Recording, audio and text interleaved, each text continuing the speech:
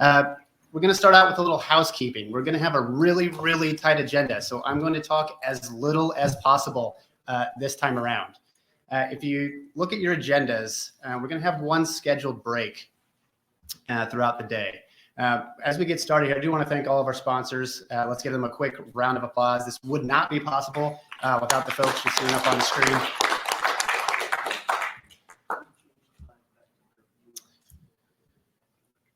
So housekeeping, we're doing a little bit of a hybrid delivery. One, it's the first time that we're in Kansas City, and two, there's a lot of folks unable to travel federally.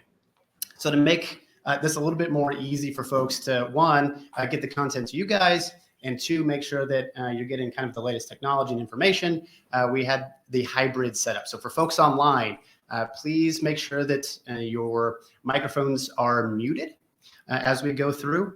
The audience microphones are already muted, and for presenters, you should have been walked through that. If you have issues, just please note those in the chat, and we'll make sure that audio and video kind of get fixed. For those online, in the upper right-hand corner, you're going to notice that chat function I just mentioned. There's going to be a little bit of a Q&A. We will be monitoring that. So for those online, feel free to drop your questions in the chat, and we'll make sure to get those answered. For folks in the room, I mentioned we're pretty tight, so I'm going to be a little bit of a taskmaster with time. So if we have time for questions, we're going to take as many as we can. I'll cut you off rather promptly, and then from there, we'll have time at lunch where attendees can grab presenters. And if that presentation was virtual, we'll make sure that you have emails and contact information for the online presenters. All right. We're going to 12:30. We have one break. So with that in mind, we're all adults. Feel free to step out at any time. Bathrooms are right around the corner. You're going to see refreshments back there. Make sure you stay hydrated, caffeinated, because we've got quite a bit of information for everybody today. This is the agenda. It's going to be really hard for you to see unless you've got over 20/20 vision. But you get me just opening things up for today. Then we're very lucky to have Chief Black, acting U.S. Fire Administrator, online with us to kind of give us welcoming remarks and kick us off. We're going to get into Headwaters economics. I'm very excited. They're going to set the tone for us today. We're going to move to U.S. Fire Administration. We're going to tell a little bit of a story about evacuation planning. You're going to get an update on nearest from Rebecca Harned. And then we're getting into some actual folks doing the evacuation planning work with Lake Tahoe. And we're going to dive into tools that are going to be available for you all to utilize. What Tahoe utilized in terms of evacuation simulation. We're going to talk a little bit about fire modeling, which I'm pretty excited about. And then we'll kind of end the day on community wildfire protection plans and with Dr. Lori Merrill-Moore with us today. Just a quick look at who's here today. So last FireDAWGs, I think we had roughly 200. We were standing room only. I was pretty excited in Reno. You can see we've got a pretty diverse group from all around the globe joining us today. And now I'm going to shut up because we need to stay on schedule, and we're going to turn it over to Chief Black. Chief. Good morning. Can you all hear me okay?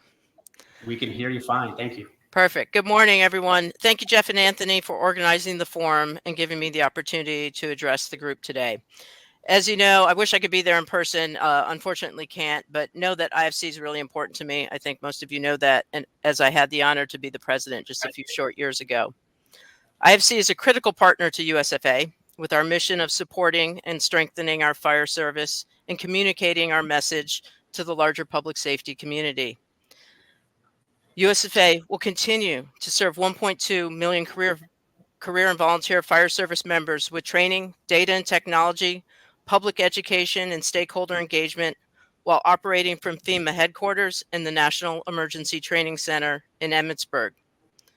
Establishing USFA as the leader of the nation's fire and EMS service is always our top priority. As we continue having conversations about how to elevate USFA within federal agencies, we are not losing focus on who we represent and serve. Preparing our nation's fire and EMS service to prevent, prepare for, and respond to and mitigate all hazards, including wildfires, is paramount. Inspiring fire service and EMS research and innovation in the community, and establishing a resilient and prepared USFA workforce continues. President Trump and Secretary Noem have been clear. States and locals are the cornerstone to a prepared nation. The President's recent executive order, Achieving Efficiency Through State and Local Preparedness, empowers states, locals, and individuals to build capacity and be less reliant on the federal government. This vision is not foreign to how USFA has been operating. Through our partnerships with local, state, tribal, and territorial partners, we have been building the capacity of the local fire service through training, education, and consistent guidance and tools for community risk reduction, fire prevention, and community preparedness for decades. USFA has been leading national data and technology modernization efforts, which you will all hear from more later with Rebecca. Legacy MFIRST will be sunset later this year, and the new National Emergency Response Information System, known as NERIS, was launched in the fall of 2024 and will finally equip our local fire service with accurate and near real-time data. By the end of 2025, we are aiming to have at least 10,000 fire departments onboarded and eventually all 27,000 in 2026. Staff is working closely with the FEMA National Exercise Division and ESRI to develop national guidance on wildfire evacuation as a consistent framework to support local fire and public safety agencies in wildfire evacuation planning. We've also developed and launched several new GIS-based decision support solutions, such as the WUI Awareness App and the National Wildfire Activity Dashboard Suite. USFA worked with DHS, S&T to bring early wildfire detection technologies to local communities in multiple states, including Hawaii, Colorado, and California. Now more than ever, it is important that our fire service leaders and partner agencies work together to ensure our emergency personnel are provided the tools necessary to protect our communities. I hope you have a productive day on data-driven solutions for wildfire prediction, response, and resilience, and share how USFA can support the fire service in these key areas. I look forward to working with all of you. I'm sorry I can't be there with you. I miss you all, and I wish you a really productive day. I appreciate the time. Thank you. Take care, everyone.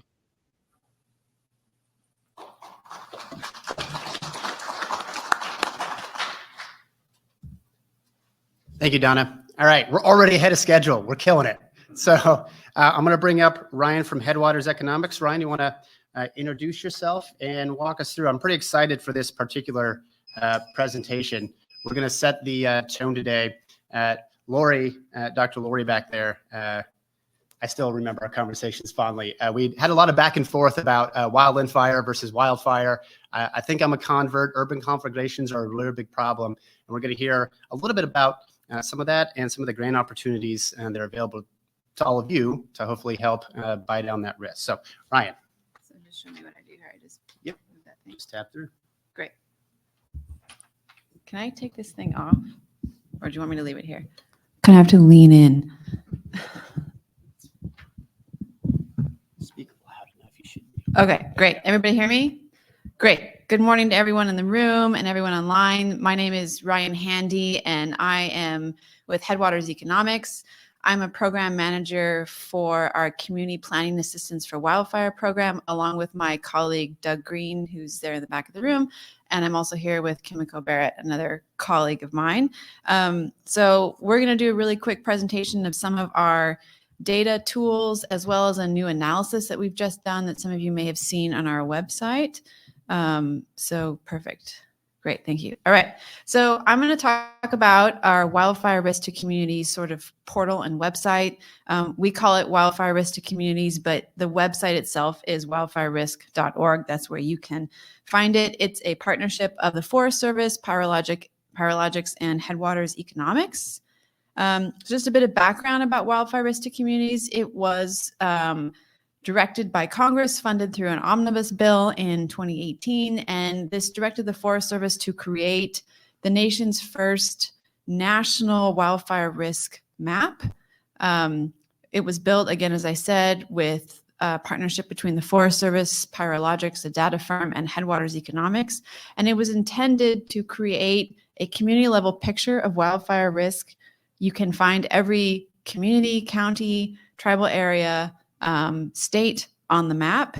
It launched in 2020, and we have updated at least a couple, I think once since then. We actually have another update with a bunch of new data coming this year. So these are some of the things that you can find on wildfirerisk.org or Wildfire Risk to Communities. It's a really rich picture of community level risk. You can find different types of risk profiles, and I'll go through what that data means. You can look at different types of demographics and vulnerable populations.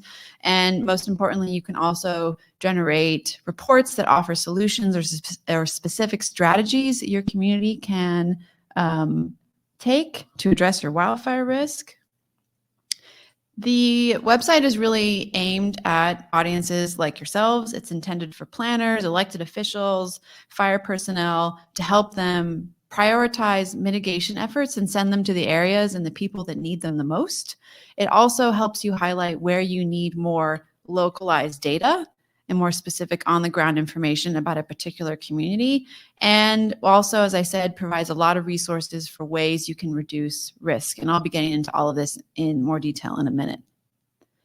So first, I want to highlight a new aspect of wildfirerisk.org that I'm going to be going into in greater detail. This was new in 2023, which I know is a ways away back in the future, back in the past now. But we've added a social vulnerability piece to the general fire risk. And this takes a look at different types of vulnerable populations in your community. And it also comes with a suite of solutions. We call them equitable risk reduction and smoke readiness to address some of these problems. And I will go through where you can find all of those in a minute. You can, as with all the other aspects of wildfirerisk.org, you can download a report that sort of condenses your data, provides really nice charts and solutions. So it's a really neat thing you can kind of give, to elected officials or anyone that wants a quick snapshot of your community. And as I said, we have an update to wildfirerisk.org coming this year. Exciting. Okay, so let's take a look at how wildfirerisk.org works. So I used for this particular presentation Stillwater, Oklahoma, which I knew everyone knows had a devastating fire a couple of weeks ago. So what you do, you go to wildfirerisk.org, you put in your community, and you come up with this, a high-level profile of your wildfire risk. This top headline puts your risk in context with the rest of the country. So as you see here, Stillwater has high fire risk, and its risk is higher than 88% of other communities in the country. So let's look at the stuff below. It breaks down your risk profile into 4 different categories: risk to homes, wildfire likelihood, and wildfire risk reduction zones, and vulnerable populations. I'm just going to talk about vulnerable populations today. Our partners at FireDAWG are a great resource for the other 3 types of data we have here. So as I said, vulnerable populations is new, and it's intended to help you identify which aspects of your community might need the most help and might be in, I guess, the worst position to prepare for, respond to, or recover from a fire. So again, I've picked Stillwater, Oklahoma, just to note, I think the actual fire itself was south of the city, so we're just looking at the city perimeter here. So when you open up vulnerable populations on wildfirerisk.org, it's going to give you a selection of a few profiles that are at the most risk in your community. So you see here for Stillwater, there are a lot of people who live in poverty. There are a lot of people who don't have a car, and a lot of people who live in mobile homes, which are just some aspects of vulnerable populations. But you also can sort the data according to some other variables. You can look at groups of people who may have limited English, people with disabilities, people under 5, people over 65, and people of color. And it will highlight the census tracts of those vulnerable populations right there. So again, this is your kind of breakdown of your data table. You can toggle through the different menus and see how these different types of data mix together. This particular one shows you people of color and poverty, which just means there's high populations of people of color who may live in poverty in those areas of Stillwater. So then to zoom in a bit more, you can pick a particular census tract in this data tool. And this can give you a more detailed breakdown of the demographics of that census tract that you're looking at. So here, again, I clicked on the census tract in Stillwater, and you can see there's high numbers of families living in poverty, people with disabilities, people over 65. So that like quick profile tells you that this is an older population that may have some mobility challenges, particularly when it comes to evacuation, and they're living in poverty. So it's a great snapshot of the vulnerabilities your community has. Another thing I really like about this vulnerable populations tool is you can overlay it with your fire risk. So you can see how your fire risk interacts with those particular areas. You can see like in the top there in blue, I have that census tract that I picked that has high poverty, little access to car, and a lot of mobile homes. And it also overlays, pretty well with moderate to high fire risk within the city limits of Stillwater. So again, a great feature of everything on wildfirerisk.org is you can generate a report.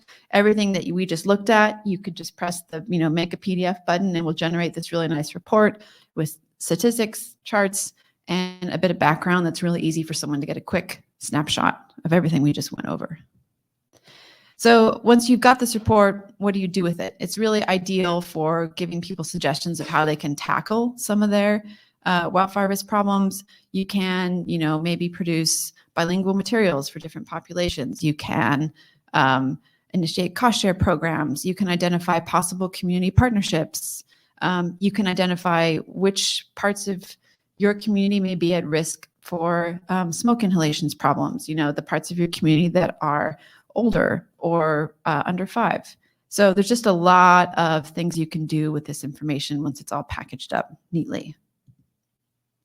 So of course, we love data at Headwaters, but what we love even more is putting it to use. So I'm going to walk you through a cool way that we decided to use some of our wildfire risk to communities data to generate a new analysis of risk.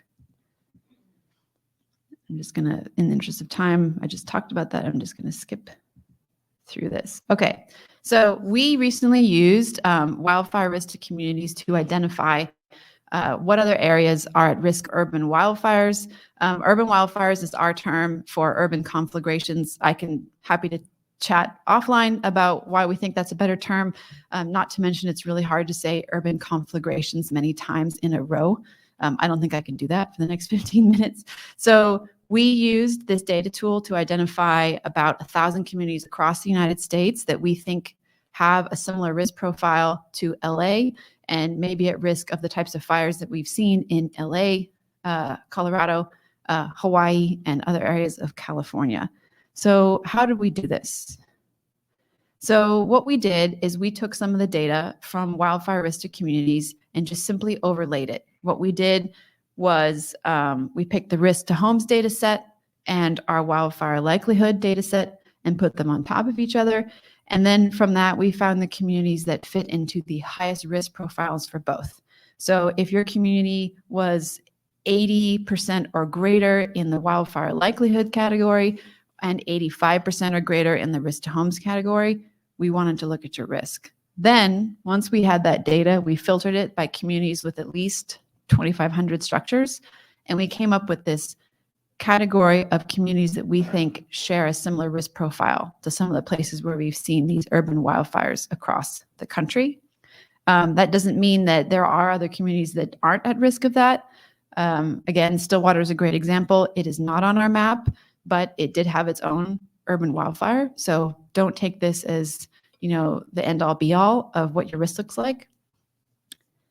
So as I said, we came up with this narrow group. You can see our kind of scatter plot chart here where communities have a high density of homes, high risk to homes, and a wildfire likelihood. So what did that mean? That again, we came up with about 1,100 communities across the United States that have urban wildfire risk.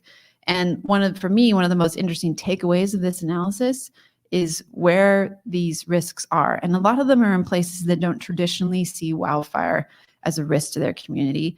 I encourage you to go on headwaterseconomics.org. This is the first post up there. Look at this map, zoom in.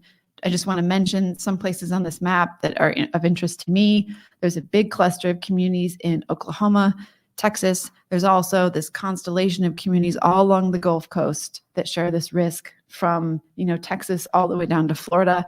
One thing I thought was really interesting is Biloxi, Mississippi shows up in our map as having high potential for urban wildfire, places that, traditionally you associate with hurricanes or flooding.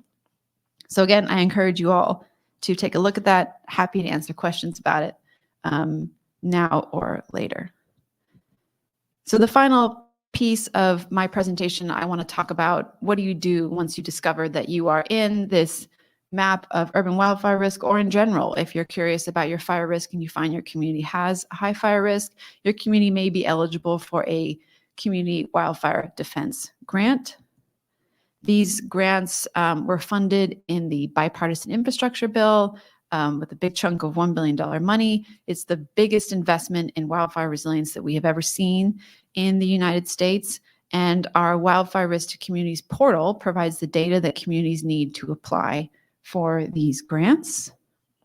Super easy dashboard to use. This is what it looks like. If you go to the dashboard piece, again, I use Stillwater, Oklahoma, because I thought it was important to see that a lot of places are eligible for these grants, places that you might not traditionally associate wildfire risk. You just type in your community's name, and the tool will automatically tell you if you're eligible to apply for the grant or not. Pretty simple. If you're eligible, it's green. And the tool will also bring up several different criteria that you need to meet in order to apply successfully to the grant. These are your low-income population, how much do you have, your potential for severe disaster impacts, and whether or not your community is considered at risk of wildfire. And then if you open up each of these different criteria, it provides a really nice paragraph with more information about what this means and how that can help shape your grant application. One of my favorite aspects of this is this little red box is around this download button. You can press this button and it will copy all of this information, and communities can paste it directly into the grant application. We wrote it this way. It's intended to just be a copy and paste tool that you can use to populate everything you have. I think go back here. Yeah, so another aspect of this tool is severe disaster impacts. It's intended to help communities identify what they're most at risk of when it comes to disasters. So it provides a list of all of the federally declared disasters in the past 10 years, along with a link to their FEMA disaster declaration. You can see here for Stillwater, the fire from a couple of weeks ago has already showed up and is listed there and has a link to the disaster declaration. And if a community needs more information to talk about, okay, what are the possible impacts of a wildfire in our area? This tool provides it for you, and you can just copy and paste that and edit a little bit and put it in your grant application.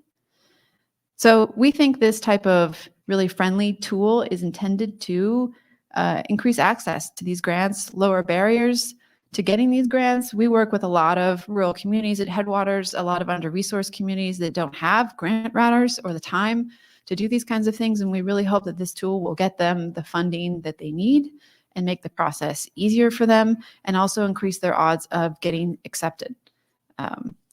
So again, very happy to answer any questions about this tool. I really encourage you to look at it, look up some of the communities on our urban wildfire risk map and put them into the tool, and you might be surprised to find some places are eligible for funding that might not have considered themselves eligible before. And again, just a plug for upcoming updates. We have new data is going to be put up on wildfirerisk.org later this year, and this includes more fuels information and data, some better weather information, also updated population and housing data for the vulnerable communities piece, which will really make this data a lot richer. And I think that's it for me. If you want to get updates, so like when we release our updated maps with the new data, please sign up for our newsletter. I think we send like 2 to 3 a year. You can just sign up right here on the code. So anyway, that's it for me. I don't know if I have time for questions, but happy to take them. Questions? Great. Feel free to just raise your hand. And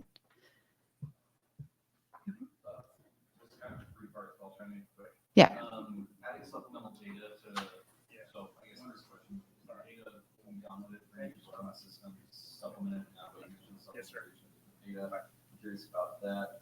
Are there additional census criteria we can add in, or would that also be supplemental? And then you guys have REST endpoints, future services, and all that features of back end data into our systems for updated reviews of area systems places. Okay, yeah, so just to repeat that for the folks online in case you didn't hear, we're wondering if you can add supplemental data into the analysis, like adding in census data that we don't already represent. I think I'm gonna let Kimmy, do you want to try to tackle that one? I don't know if you want, do you want me to bring you a microphone? So, okay. So it's all archived right now on the USDA data archival site as tabular summaries with Excel spreadsheets, essentially, that can all be summarized by field. And so that's where the supplemental data you have to overlay in there. Okay, so you can sort of like raster data stuff that's organized. Correct. Okay, so it's possible we can just work that. Correct, yes. And right now we're also in a partnership with Wildland Research Station based out of Missoula, Montana. With Greg Dillon, you know him, he's a great point of contact. So just to capture that for people online in case you couldn't hear. So there's no way to add supplemental data to our specific analysis, but you can download the raw data effectively and then mix it with your own data set. So you can pull this off the internet and use it for your own analysis. Does that cover all three of your points, do you think? Okay. Okay, great. Anybody else?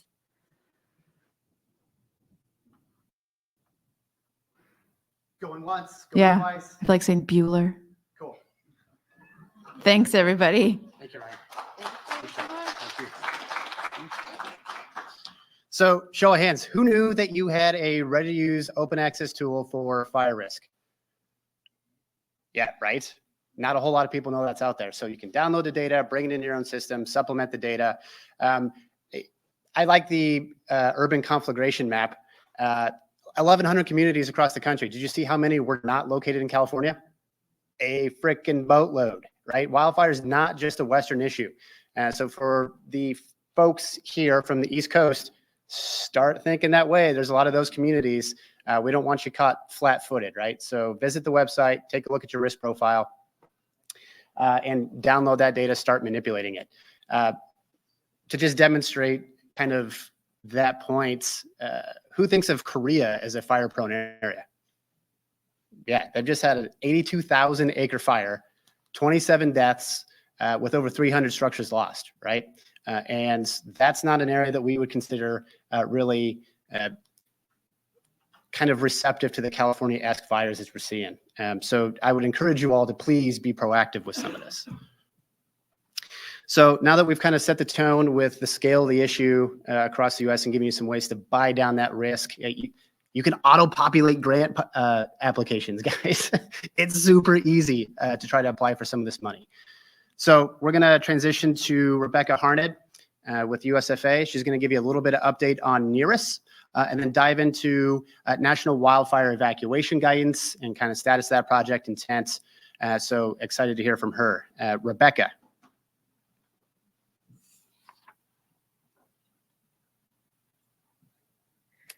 Okay. Rebecca, can you hear me?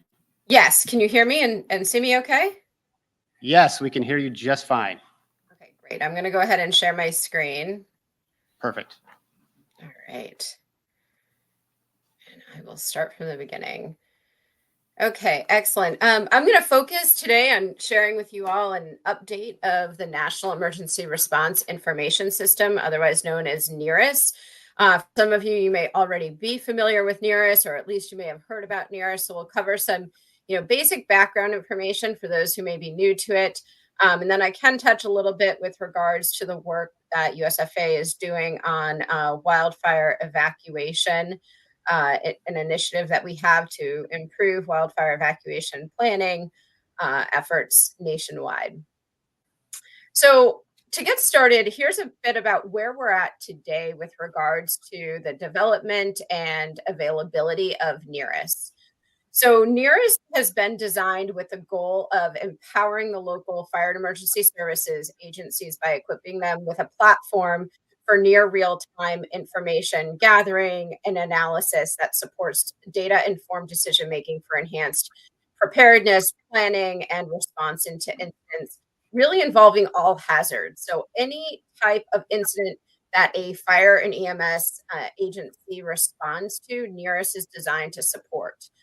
So while we are USFA and we know fire is focused on fire, we also know that we respond to many other types of incidents, and Nearest is designed to support that. So the way that we have developed Nearest is to really focus on providing out interconnected intelligence. So not just information, not just data, right? But processing that data, packaging that data into actual intelligence packages that can really empower effective emergency response at the local level.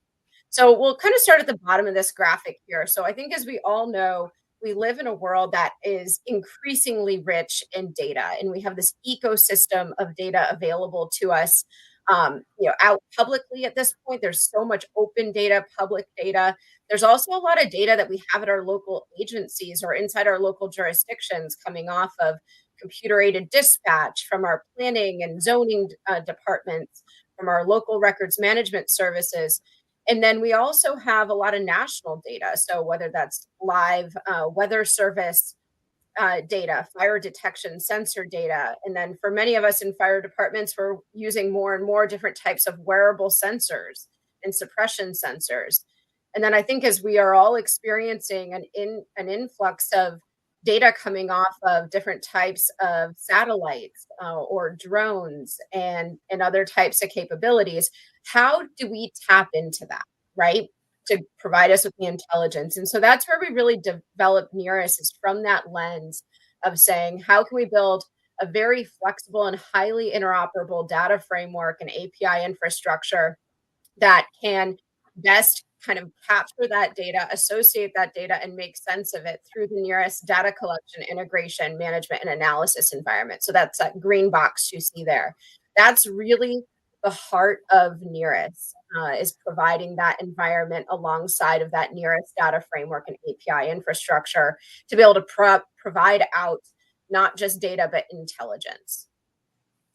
So some of the core functionality that exists in Nearest version 1, which is available today and has been launched, is that it's built on a secure, highly scalable, cloud-hosted, and what we call an open solutions architecture. So our ability to tap into the ecosystem of data available today and into the future really hinges on that open solutions architecture that we've built, alongside of an interoperable standards-based data model and data governance structure.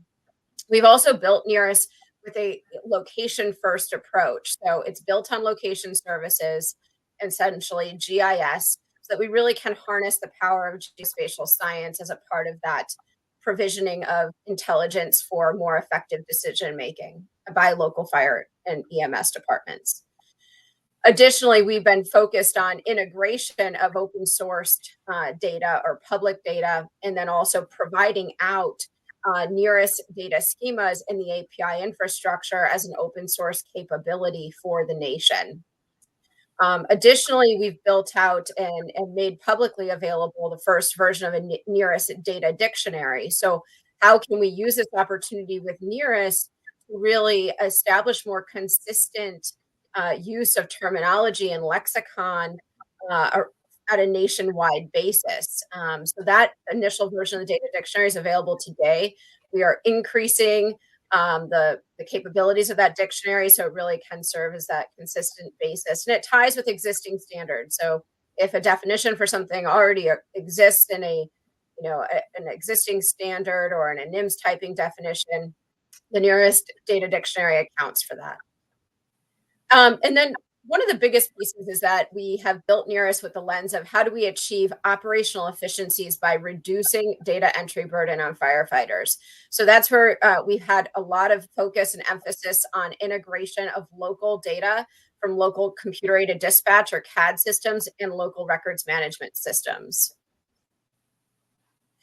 So some of the Nearest fast facts in terms of what we've looked at and what's available today from a design standpoint is it's number one and first and foremost is a firefighter first design. We wanted to ensure that the customer experience of Nearest, starting from a basic data entry point all the way on up to a battalion chief or a a fire chief to inform planning really ensures that that customer or user experience is first and foremost. We've also designed Nearest to inherently, by design, achieve improved data quality, reliability, timeliness, and accuracy.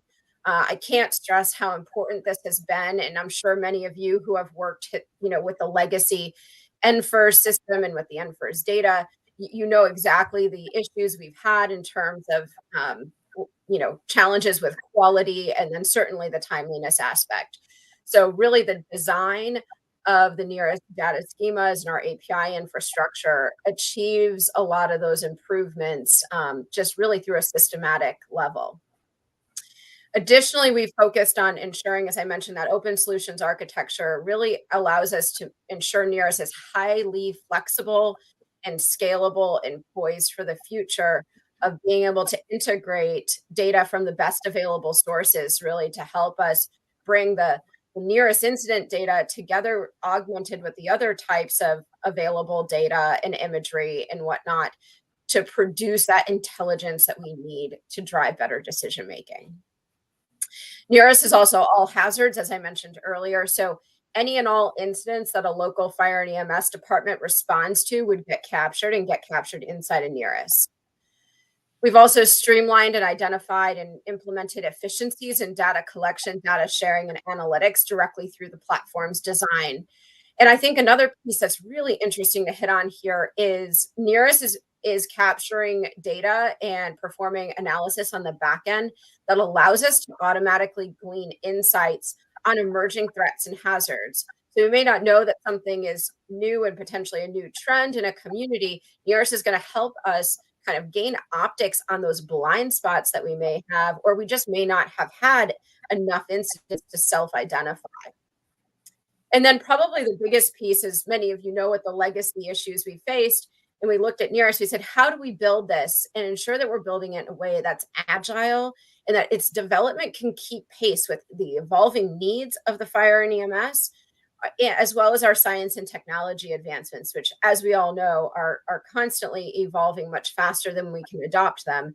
But we want to ensure that the platform keeps pace with all of that. So our 12-month outlook in terms of calendar year 2025, recognizing we are in the late March timeframe, back in January, we completed the onboarding of all of the 50 state fire marshal offices. So we were able to host all the state fire marshals at the campus and the National Fire Academy and provide training for them. It's really a train the trainer model with the state fire marshals and their state data leads to bring them on board. And then continuing in February, we've been focused on onboarding the remaining roughly 500 early adopter fire departments. So that is ongoing right now. Some of you may be in that early onboarder group and really looking forward to getting you started.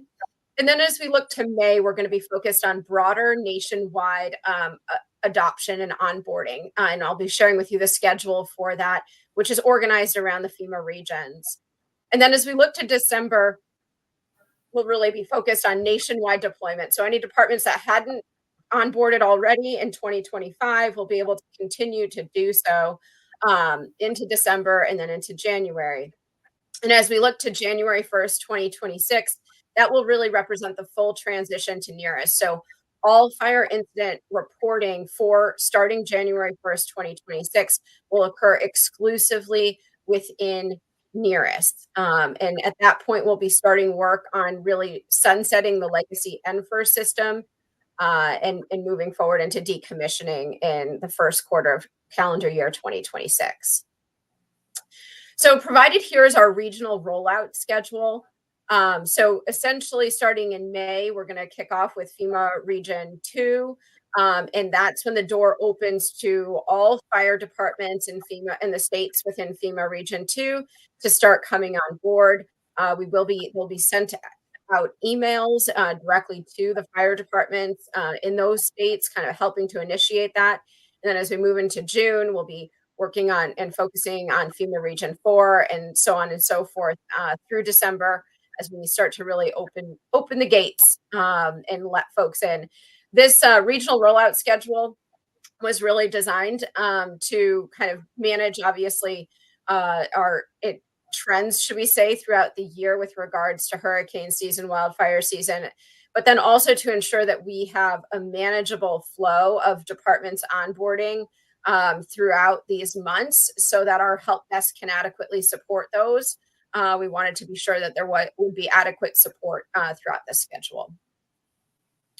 Great. So now I'm going to talk about NERIS tomorrow as we move into 2026 and beyond.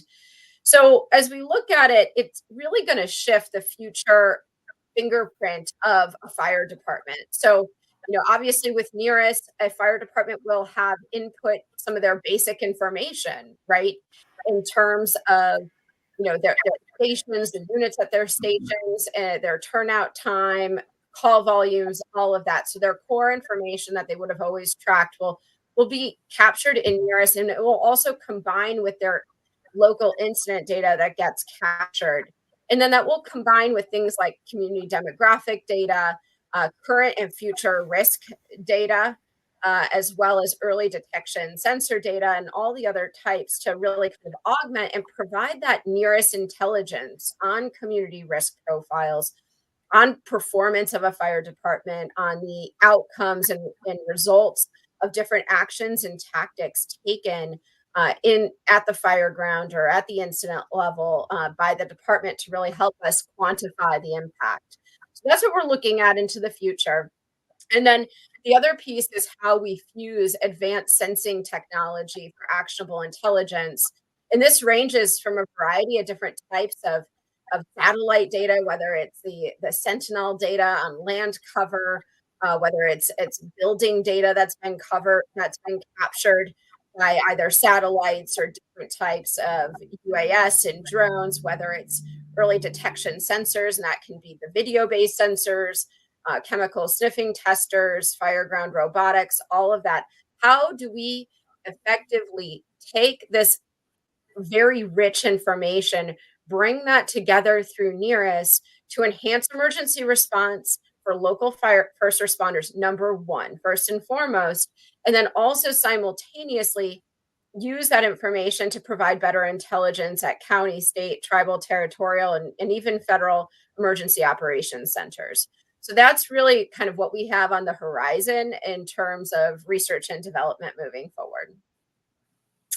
So some of our other capabilities that we'll be working to integrate into NERIS, I know Chief Black just shared with you, we have a couple of publicly available apps and that are all GIS based currently available. So the first one you'll see is the current wildfire activities dashboard, leveraging data from a number of different sources, obviously including the National Fire Interagency Center, but also some of the FEMA data on FMAGs and other data. That's a publicly available set of dashboards that you can use.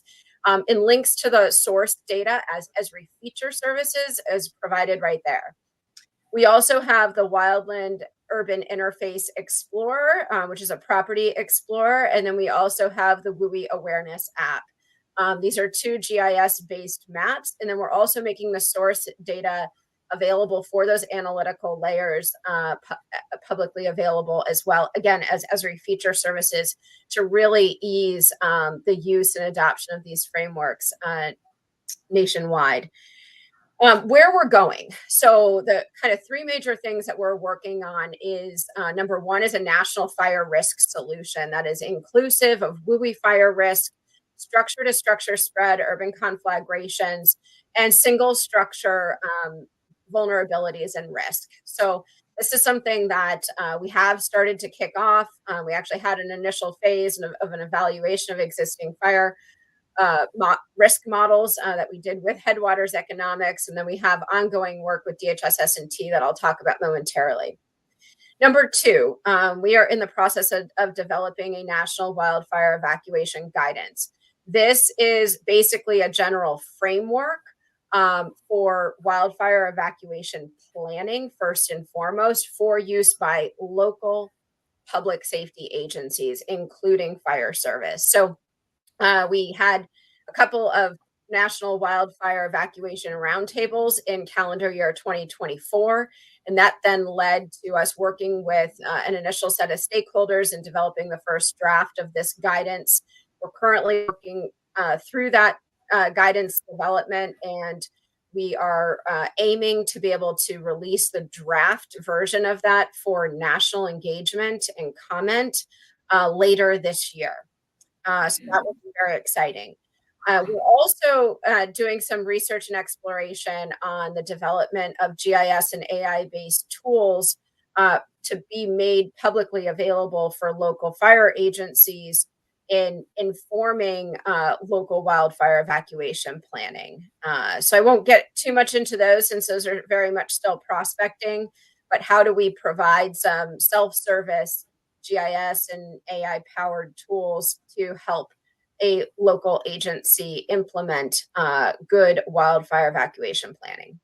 And then number 3, we're looking at longer term, a CWPP or a Community Wildfire Protection Plan toolkit, including a suite of GIS-based templates for local communities to use for a data-informed community wildfire protection planning process. And as a part of this, we really do want to emphasize some of the structure to structure spread issues, connective fuels, things like that within the CWPP. And then working to integrate these capabilities directly within NERIS as well. So that's some of what we're prospecting as we move forward. So I'll talk a little bit, and I know you heard from Headwaters on the wildfire risk to communities capability. But more broadly, we still have obviously a key gap nationwide at the local level of a quantifiable shared understanding of risk. We all know fires have increased in frequency and intensity and have increasingly severe impacts, particularly on people and the built environment structures. Yet we struggle to measure, understand, and predict fire risk consistently at a local level on a nationwide basis. So from a federal standpoint, we do have the National Risk Index. I did include the link to that in the chat, which includes a wildfire risk component or module within there. However, it does not really account for risks in the built environment. Even if people and the vulnerability of our population are factored into that, it's really not looking at those other aspects of risk and to fire. So in process, as I mentioned, we have been conducting an evaluation of existing fire risk models and methods that can potentially serve as a foundation for solution development. And we've emphasized and focused on risk models to communities and structures in the built environment that looks at fuel load and fire propagation and of course the propensity for structure to structure spread. We're also interested in a single structure vulnerability, which can also, so assuming that a fire and an urban conflagration doesn't always have an origin in vegetation or in wildland, but it could have connective fuels just internally within the built environment. So our solutioning and where we're going with this, starting this year, we've partnered with DHS S&T to develop a national fire risk solution.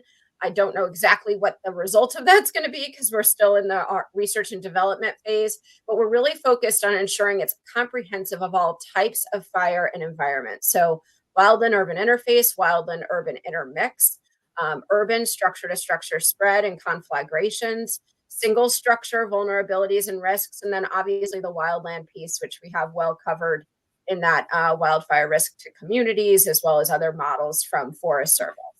So we're not reinventing the wheel in any regard. We're trying to leverage what already exists and best available to really pull together an ensemble of models for each type of environment and type of fire, leveraging the best available big data assets. We're also working to see longer term how we can factor in the outcomes and impacts of different mitigations or risk reductions taken in a community to help offset that risk profile. And then working to ensure that this is provided out, a national fire risk solution, really potentially at a parcel and structure level within a fire department's immediate first due response area. or fire station first due area, depending on the size of that community. We'll also be looking to account for how weather impacts the likelihood of ignition, wind conditions, as we know with fast fire, and vegetative characteristics, and how all that will alter risk. And then this solution will be designed to integrate with FEMA's National Risk Index, and then, of course, integrated in with NERIS for iterative development long-term. So that is all I have to cover today. I think I should be right on time. I am happy to take any questions with regards to NERIS. So feel free to share any of those in the chat, and I will hand it back over to the organizers. Thank you. Any questions for Rebecca? There has to be a few because we covered a lot there.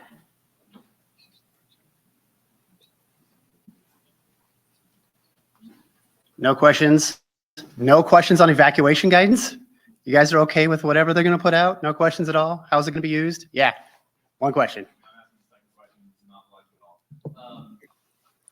Is there any chance somebody just put together, especially for these risk models for structured fires, like a data wish list on what information is collected per structure, whether or not we're talking siding roofing materials, spatial locations, building footprints, siding materials? If we went to extreme depth on these evaluations of structure to structure, what data would preferably be collected to do these very large scale fire models for an entire community, especially in the built environment? So Rebecca, I'm going to do my best to summarize. If I miss, you let me know. Rebecca, the question is going to be from the audience here. With the structure to structure modeling work, what kind of variables do you see contributing to that modeling? And if need be, and a jurisdiction wanted to go super in depth, is it going to have the flexibility to add different components that may be missing from the model that you guys are looking at exploring? So as I mentioned, the way that we're building out the National Fire Risk Solution is it will be an ensemble of best available fire risk models in those different types of fire environments. So to answer the question, there already actually are some really solid structure to structure fire risk models that have been and are in the process of being further refined. And there's actually been a fair amount of validation on those models specifically.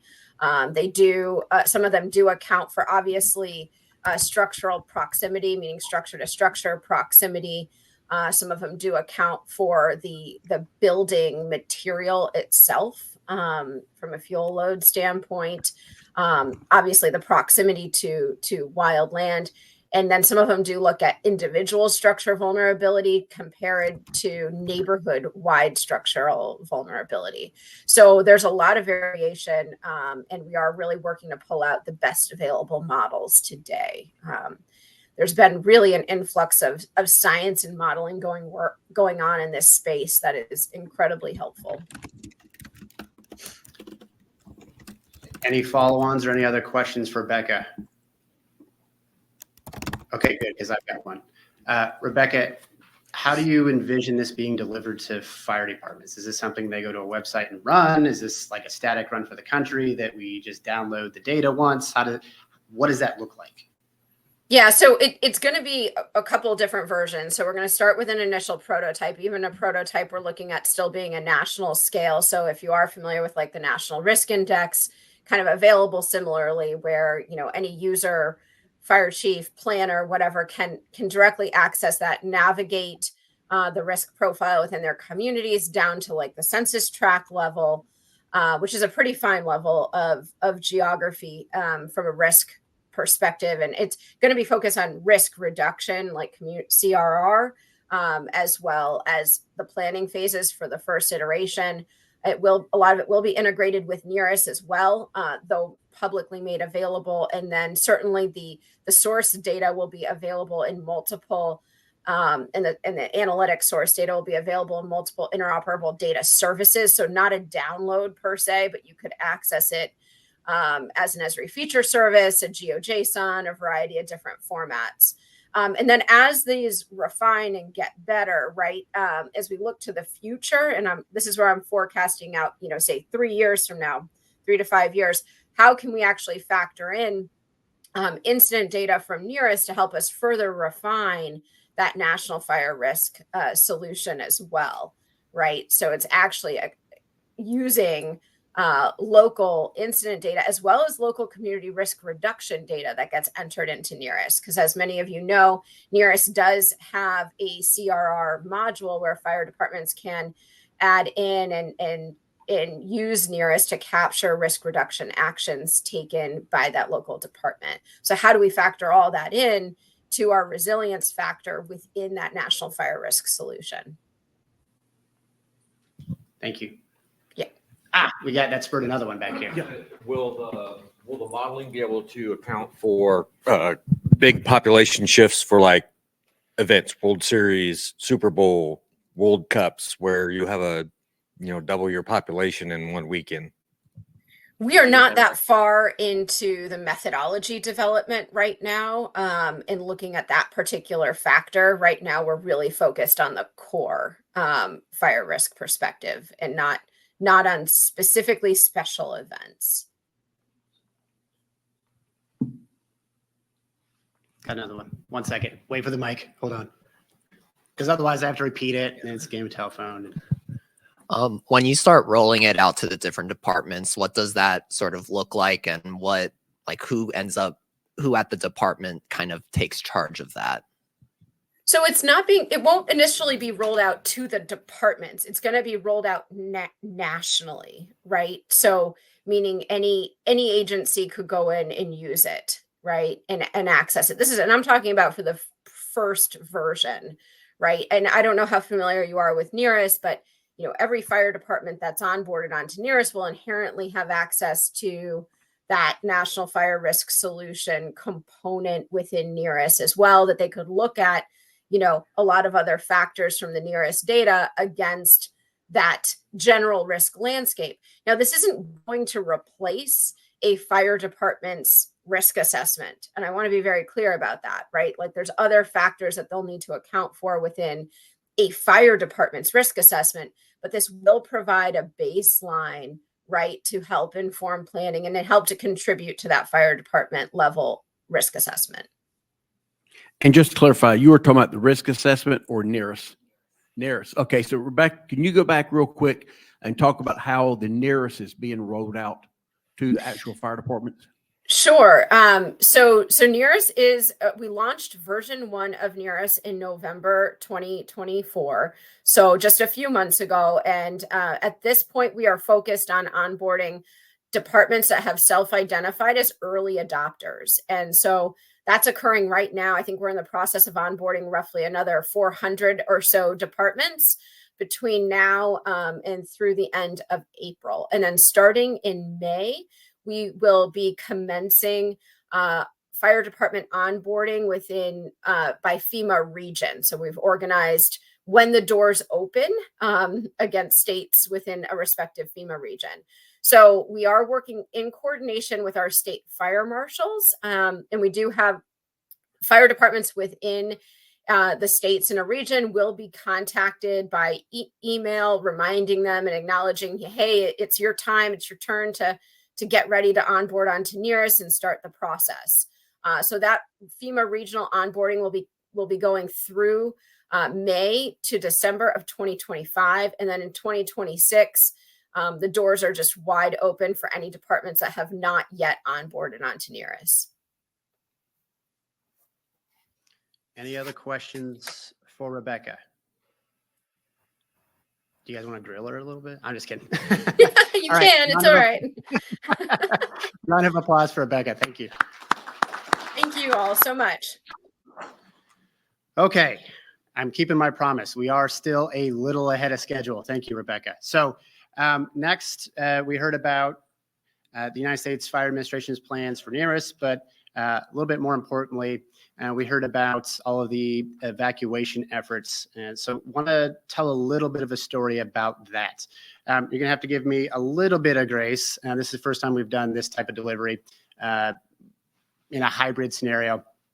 our Tahoe presenter is having a little difficulty, but Leo's on to talk about evacuation modeling. So the question about population influxes during special events, how we know how long it's going to take to get those folks out, Leo's going to show you how that's done.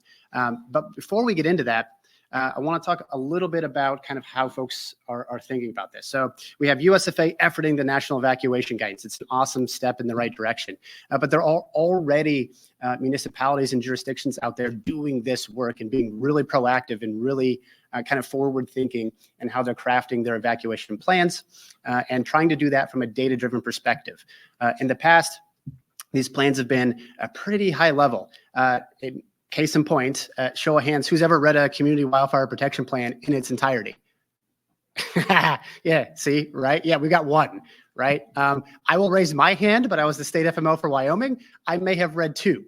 Does that reflect on my ability as an FMO? I would sure like to think no, just because a lot of my peers at the time around the states hadn't delved into these types of plans, right? And the reason for that is because they're not very useful. It's about 130 pages of blah, of methodology. And I just want the data, right? I want to interrogate it. I want to see cool maps. I want to be able to play with that data. And so I think as we head into what these agencies are doing, particularly Marin County, north of San Francisco, and now with Tahoe Basin, they're really trying to make an effort to have these be database simulations and things like that. So the Tahoe plan is out. I would encourage you all to read it. Unfortunately, Doug is still not on. He was going to kind of walk you through those efforts, but I do know that they ran somewhat the tune of over 400 simulations for the town of Tahoe. And I'm going to be paraphrasing at a high level here, but guess how long it's going to take to evacuate Tahoe? Any guesses? 16 hours? Any other guesses? If we had a fast moving fire, as a fire chief, how long do you have to get people out? Days? You need days? 16 hours is pretty close. I think that report came down to 14 hours. So you almost hit the nail on the head there. By Price is Right rules, we all lose. But anyhow, that's exactly right. And that's kind of where we need to be thinking. People think evacuations are, oh, we're just going to evacuate a town and oh, it's going to be easy, right? No, we saw that with Palisades. We had cars blocking the road. We needed bulldozers to get responders in. It becomes a very messy scenario, particularly if we haven't planned ahead of time for that kind of fire occurrence. So that's the Tahoe plan. That's how they're looking at it. It was very data driven. And so now I want Leo, I'm going to let you introduce yourself, but would be happy, happy. I'm kind of selfishly excited for you guys to see the simulations that Leo's going to walk you through. So Leo, I'm going to shut up and turn it over to you and show us all the cool simulation software that helped inform the Tahoe evacuation plan. Thank you, Anthony. Yeah, can everyone hear me all right? Anthony, can you hear me there? Okay. Yep, we got you. Excellent. All right. Well, thanks, everybody. I appreciate your time today. If Doug's able to join us, obviously happy to dive into the Tahoe Basin in particular. I'm going to go ahead and share my screen and talk a little bit about that report. And I think some of the background around evacuation modeling and planning and sort of the state of play today. So I'm going to go ahead and share my screen here. So hopefully y'all can see this. So something that we all do here at Ladris, we're essentially a risk management and modeling firm, and we focus in particular on pulling as much data as possible together about local communities, counties, and cities, and trying to apply that to measure our risk, right? So evacuations in particular is a sort of a big, scary problem for a lot of people who are not as familiar with it as, you know, we might be in the fire community or in law enforcement. And no two evacuations are the same, which makes it really challenging to plan for in advance. There's millions and millions of different ways that an evacuation could play out depending on the time of day and who gets notified and when they get notified and where the fire's going. And, you know, all those different factors play in every time. So it can be really, really quite difficult to get a handle on how do we measure our performance. I think a theme of this summit and I think recent summits in particular has been measure what matters, right? How can we measure how well we're doing to make sure that if there is an evacuation that goes according to plan and there's no loss of life, right? And ideally as little loss of property as possible. And So those the circumstances that played into the Tahoe Basin study, which was commissioned by TahoeCleanAir.org. Doug can speak to kind of the motivations for that and how circumstances came to be that it was warranted. But in any case, it's a question that many communities have. So what we'll do today is look at what some of that analysis looks like, where that data is coming from, and how we can better get a handle on making that big, scary problem of evacuations into a more attainable, manageable problem with new technologies like machine learning and artificial intelligence that let us do this a lot faster. I think Anthony mentioned CWPPs and wildfire protection plans. And plans are great. And I think there's the famous Tyson quote about having a plan till you get punched in the face. And of course, the plans kind of very quickly give way to the chaos of an actual evacuation. And what we have today, and what some of our partners over at Marin and the Bay Area and other places in Tahoe have deployed, are systems that let you essentially create plans very quickly at a moment's notice with the most current available information. Real-time traffic information, accurate population estimates, population counts, car counts, and really rapidly get a handle on, if I need to evacuate, what would that look like? And if I want to plan for that in advance, how can I do that? So this isn't Tahoe. We'll show you what this looks like over in the Bay Area, an active deployment of Ladris over here. And essentially what the system lets you do is very quickly size up how bad is bad for an evacuation. So we can say, all right, if I needed to evacuate this urban interface region of Portola Valley, some of you may be familiar with it. What does that look like? What does that look like if it's your average day during the summer and there's traffic on the roads? Right now at 6:45 a.m., I guess was when the data came in. What does that look like for us? And in essentially one click, we can go from having pretty much no idea really how long it takes to evacuate to very cogent and data-backed numbers that tell us, look, this is how long it might take under these circumstances. And we'll go into all the different ways that you can model that out and kind of drive stick shift if you want to. But the systems are also available now that you can run these types of simulations very quickly in seconds and get a informed data-driven estimate of what that would look like. So in about 10 seconds here, we can see that if we had to evacuate about 1,700 cars roughly, it would take us 1 hour and 31 minutes to clear that area. It would take the single vehicle that took the longest to leave, it would take them 37 minutes to get out. And we can see, as that evacuation plays out, what that looks like on the roads. So how congestion evolves minute to minute. And this is really interesting, right, for a couple of reasons. I think a lot of the time when we look at evacuation planning, we're looking at a single estimate. So, even at the beginning, right, we're quoting, I think, 16 hours for Tahoe? So of that, how much of that falls in the first part of the evacuation? How much of that is the second part? Who gets out first? Who gets out second? All those little dynamics and nuances that go into it. For instance, we can see here that, by the 15-minute mark in this evacuation, 25% of the population is left. Only 5% has made it to safety. So by the, let's see how that changes. By the 50%, 90% of the population is left. 50% is made it to safety. Is currently And unavailable. we are roughly more than halfway through our evacuation, and more than 90% of people have departed. So from an alerting standpoint, did we get the alerts out on time? Well, it looks like we did in this scenario. Did the people make it to safety? Not necessarily, right? And so that's those types of nuances and complications which seem overwhelming, right? It's like, how can we possibly account for all of the variables that go into an evacuation? The answer is look at that evacuation many times in advance. Or better yet, have systems that automate a lot of that planning for you, which AI is actually pretty good at doing. We can then go back and say, as we did in Tahoe with our partners in Pyro Analysis, we can say, all right, what if we need to be more specific about some of these assumptions? What if we know, for example, that there's actually a new housing development that's been built recently, which may impact our evacuation constraints? And it's a school day. So the parents are going to be coming in to pick their kids up from school.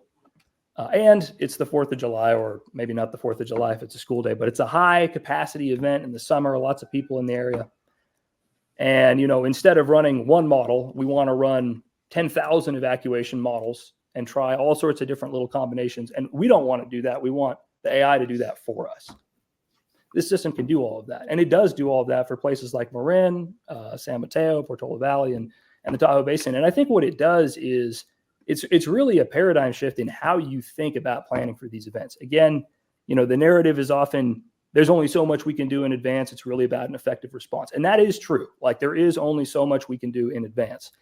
But if you have tools that let you plan, 4 orders of magnitude faster with real-time data in the moment, odds are that information might be useful in informing that risk.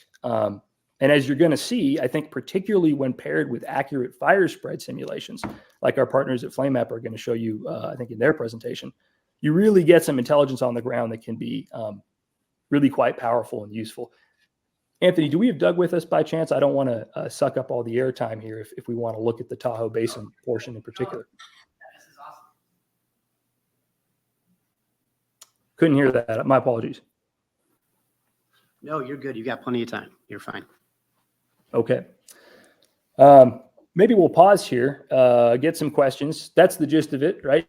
Able to simulate high fidelity evacuation simulations very, very quickly. You can modify infrastructure assumptions. What if we have to expand our road capacity? What if we expand our number of lanes? What if we build new infrastructure? So for example, what if we do have a new housing development, and that housing development actually is supposed to have 200 cars on any given day? What's that going to do for our evacuation time? Yes, studies are done. Usually those studies, take a long time. They involve many different partner agencies working together. And sometimes we want to know very quickly, what's this going to look like if this actually happened or has happened, right? Since the last time our plans were updated. And those are all things that we can very quickly assess in the moment. And then this becomes, I think, a methodology for data-driven planning, right? So a lot of communities have zones, right? Zones are one way of saying, if we know there are certain areas that we need to evacuate in certain orders, what's the best way to do that? So a lot of the time, one of the first things a community will do is they might get zones put in place, right? And we support zones and ladders. And then you can see, all right, what happens if I evacuate those zones in one order or a different order? Are those zones correct? Do they make sense for our area? What if they need to change? All of those types of questions. Again, it can seem overwhelming, but the goal with systems like this is it actually does a lot of the work for you and tries to simplify those assumptions and quickly get to, here's how we can have the most efficient possible response, and here's how we can communicate our plan, right? So I think one of the big things for the Tahoe Basin study in particular, and again, Doug can speak to this better than I can, is I think it's fair to say there's often a community demand for visibility into what plans might look like. And obviously that's hard to give when every evacuation is very different.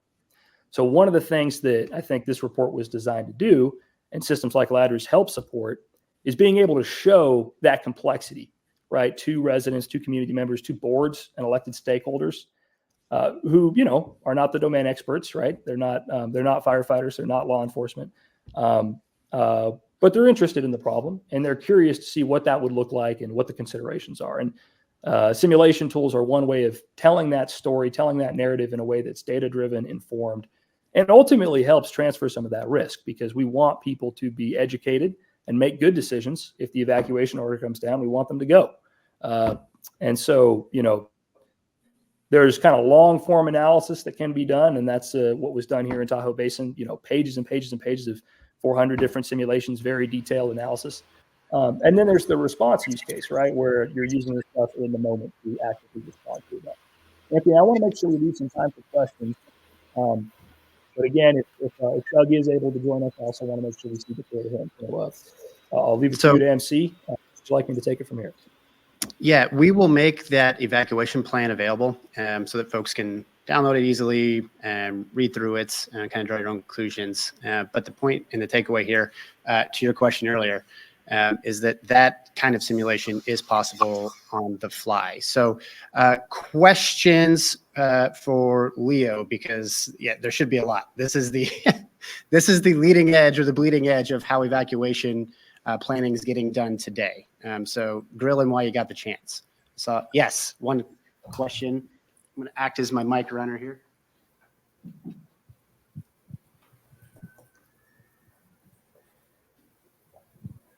Yeah. Is this available across the entire country or just in specific areas right now? It's available nationwide and actually internationally as well. So feel free to reach out. Any other questions for the simulation? Lori. This is fantastic, first of all. The question I have, you said it could be in the movement.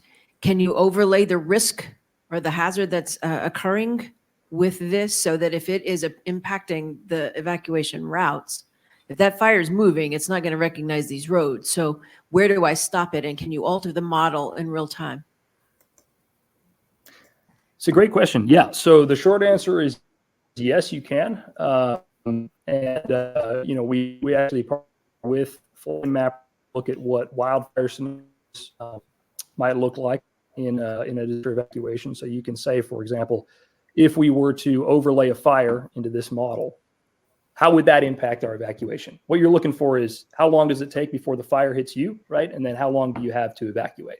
Which is basically what dictates what order zones are called in, where zones exist, or if zones don't exist, just what order people are evacuated in. And those two things taken together, the fire progression, the paths of the fire, and then where people are evacuating and in what order, it basically dictates how the response goes. Now, in a response, obviously, with the incident command in the field, it's very chaotic.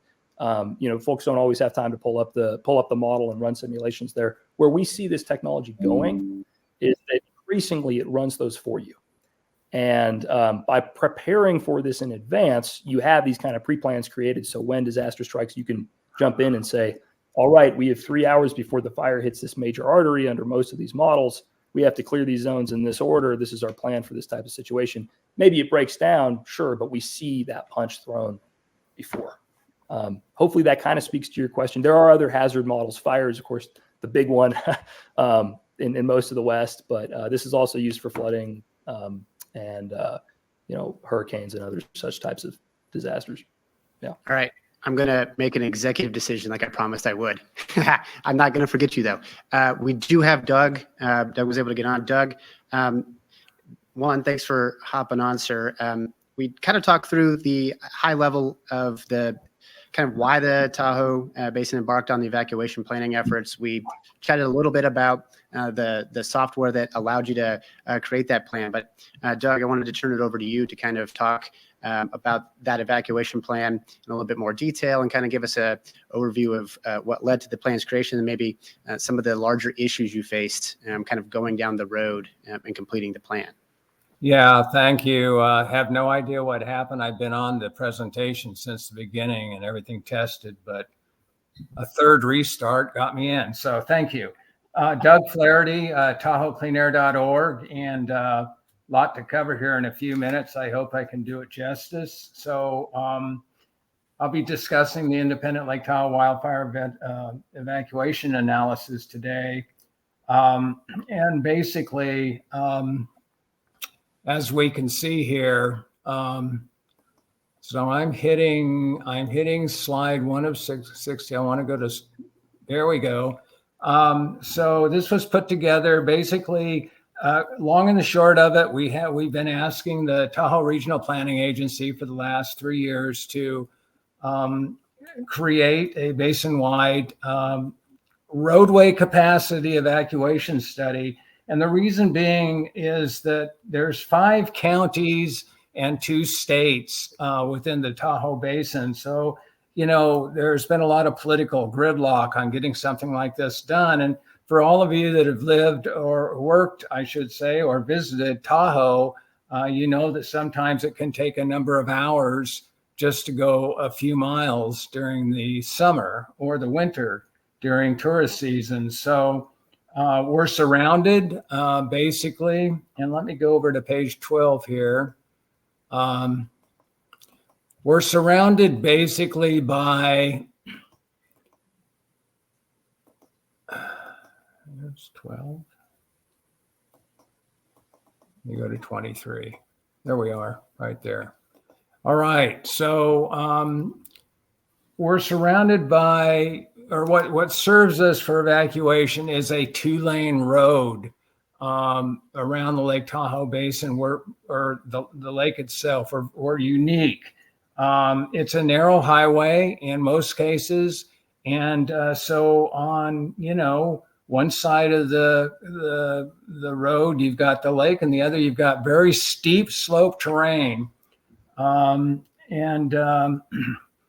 We were very concerned as a community as to what the real data was going to show us. So I came up with the idea. I'd heard about Ladris, and I contacted them and their consultants, pyroanalysis, and said, "Hey, let's do this." So the WUI, when we talk about WUI politically in the Lake Tahoe Basin, technically, yes, the WUI surrounds all of the communities are in the WUI. The other aspect of this is the California State Fire Marshal fire hazard maps for very high fire hazard severity zone. Everything in California, basically on the California side of the lake, is within the very high fire hazard severity zone. So that is also subject to special regulations in California under the California Environmental Quality Act. But anyway, the vision for this analysis that I put forth when we commissioned it was, number one, be fit for purpose. What is fit for purpose? Fit for purpose is simply, we want an evacuation timing analysis based on roadway capacity under a no-notice 95th percentile red flag condition, which I'm sure you all are familiar with. And we didn't want to muddy the waters of the data with anything except a focus on roadway capacity under the no-notice 95th percentile condition. So we wanted it to be free of discussions regarding prevention. That's up to the local jurisdictions. Free of discussion regarding, whether or not prescribed fire or forest thinning is going to slow the rate of fire spread. And we want it to be free of actual fire spread scenarios. Now, the screen shows many of the fires that have been impacting or threatening the Lake Tahoe Basin in the last several years. So it was really basic. I think we did the whole basin in 64 pages. So we wanted really to have the public to be able to understand very easily, along with the land use planners.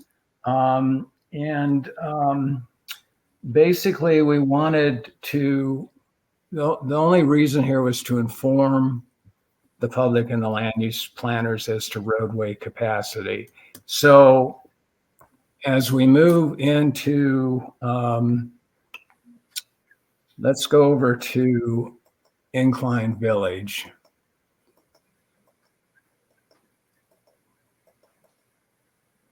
There we go. So this is a map of Incline Village. You can see the steep slope environment there.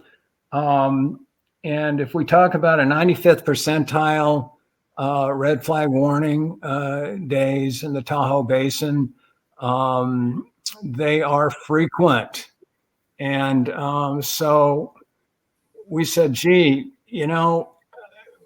regardless of whatever scenario you come up with, and I believe the pyroanalysis ran 600 different scenarios to get these averages on a summer day. So, we have winds from the west, north, east, and south that are significant. Every single fire, not every single fire, probably most fires in the northern California and Nevada region, the major losses have resulted from red flag days. So we said, look, let's just go ahead and come up with some simulations with the winds out of the northeast, south, and west, or variables there too. And we'll just do 4 or 5 simulations that that might represent the fit for purpose that we're after. So basically, it comes down to roadway capacity because of our uniqueness. Let's see, and I don't know if you'll be able to see the screen, but let's go to what a typical simulation would look like on a red flag day in Incline Village. And I think the other thing I want to mention is the Lake Tahoe Basin is divided into geopolitical areas called area plans under the Tahoe Regional Planning Agency. And basically we've got 5 area plans. So because we have all these different jurisdictions, we decided to do a simulation for each area plan or each county. So that would be, Placer County, Washoe County, Douglas County, El Dorado County, and Alpine County. And it was, I think the press, I did many press interviews on this, and they kept asking me, what was your takeaway? And I said, my takeaway is I'm more concerned about wildfire evacuation in the Tahoe Basin than when we started. And it's true. So as you guys access this document, you can access it on TahoeCleanAir.org. And I think maybe the IFC might have a copy for you, I guess, accessible. You feel free to access it. Again, you can do it on TahoeCleanAir.org. But the simulations ran anywhere from around, depending on which area plan we were simulating, they ran anywhere from, let's say, 7 hours to up to 13 to 15 hours. And of course, the local agencies weren't real happy about this because Tahoe is based on tourism, and they were concerned that this might, frighten the tourist away or whatever. But that is something that is in the eye of the beholder. And the flip side of that is the public needs to be informed, and the agencies need to be informed. The land use planners need to be informed. So, the Caldor fire a couple of years ago, many of you have seen photos of that. I think that it took 12 to 13 hours. Our simulation, and that was after days of preparation. So a lot of people had actually left the basin. And I think our simulation came up with around 15 hours. So, gosh, I don't know what else to say about it. I know that's really quick. I do want to say, Great. yeah, I'm sorry. real quick. So this is the first ever evacuation analysis, coupling AI technology with subject matter experts. We had Shane Lauderdale, who was ex-fire chief of retired fire chief at Chico, and John Messina. John Messina was the incident commander for the campfire in Paradise. So hope I covered enough to prompt some questions, and thank you. I think so. I know we've got one back here. So my question is about data and information fidelity on a regional basis. And you mentioned it's available nationwide. Oftentimes when we hear that from living in Hawaii, oftentimes it may include the continental US with lower data fidelity and richness in our more rural areas of the Hawaiian Islands. And so I'm just curious if you've seen, if there's some sort of what we can do from a data standpoint to improve our data and make sure that these models are most accurate and of the most high fidelity possible. And that one's for Leo? I guess both. Yeah. Leo, you want to field that one? Sure thing. Yeah. So thank you for the question. I'm pleased to say we actually are deployed in Maui County with Lahaina. And certainly data fidelity is a challenge in the space in general. I mean, there's a lot more data now than there's ever been before, but it's not centralized. And it does take a lot of work to pull that together. I mean, it's one of the big things that we do is spend a lot of time collecting data. And one of the things that can be done, I think, to improve this, there's really two things. One of them is a data exercise. The other one is really just a slight process shift. So on the data end, there could be, I think, initiatives, and there are initiatives to try to, standardize the data that we do have. So, for example, one of the challenges that we see is vulnerable populations, right? There's a lot of like health and human services information that is anonymized and not, not confidential, no HIPAA issues, but actually getting access to that data is quite difficult, even though it's conceivably public information. When you work with the municipality, everybody kind of owns their own data, owns their own silos, and it's really difficult to actually get in and get even data that would be available through a FOIA. So I think the first thing to remember is it's like, if you work for a public agency, right, the data is ostensibly public information funded by the taxpayers. That data should be more available to more people who want to use it for public safety applications. The second is a process shift, which is we're never going to have perfect data. We're never going to have perfect traffic information or perfect vehicle information or perfect population behavior assumptions. But having a mindset that says, kind of like we do with financial models or models in healthcare or many other domains that say, you know what, we're going to look at these scenarios and say, here's our big levers, here's our big decision points, here's my different scenarios that might occur, which we do in virtually every field that is well developed. Bringing that mentality to public safety where we're saying, I think we're going to use some scenario planning for this in advance.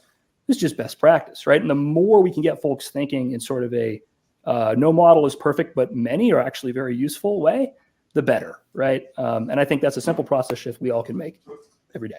It's a great question, really great question.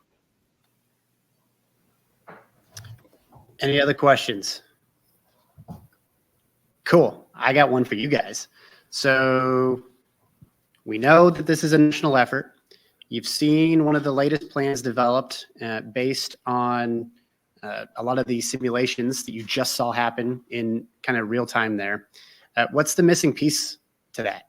We know how long it's going to take to evacuate Tahoe, but so what? What's the missing kind of piece of that equation? I have some thoughts, but Doug, I don't know if you want you, Leo, not you. We're asking the crowd. We're okay. We're doing a pulse check. Behavior people to actually leave? Sure. Where they need to go? Yeah. That's addressed, or hopefully addressed. Rebecca might beat me about the head and shoulders, but there's been a lot of discussion about that in the evacuation guidance. Any other ideas? All right, well, I'm going to leave you with the answer to that, but first, let's give a round of applause to Leo and Doug for joining us today. Thank you, Leo. Thank you, Doug. Really appreciate the content. So the answer I was looking for, if you could see the agenda with your 1520 vision, was what about the fire models? So we know how long it's going to take, but if we're going to make a go, no-go decision, how do we do that if we don't know how long it's going to take a fire to reach our community? Right? So that's, at least at a high level, kind of one of the variables we're missing yet, right? And you saw that Leo popped in some of the fire simulation. You saw that kind of move across the landscape, time of arrival to some of the evacuation zones he was populating. And so now we're going to transition to Flame Mapper and Oliver and give you a little peek under the hood at the fire model that you just saw. So Oliver is going to speak to kind of give you a peek who they are, but a peek under the hood at that fire model, what you can expect from it, and then how to manipulate it.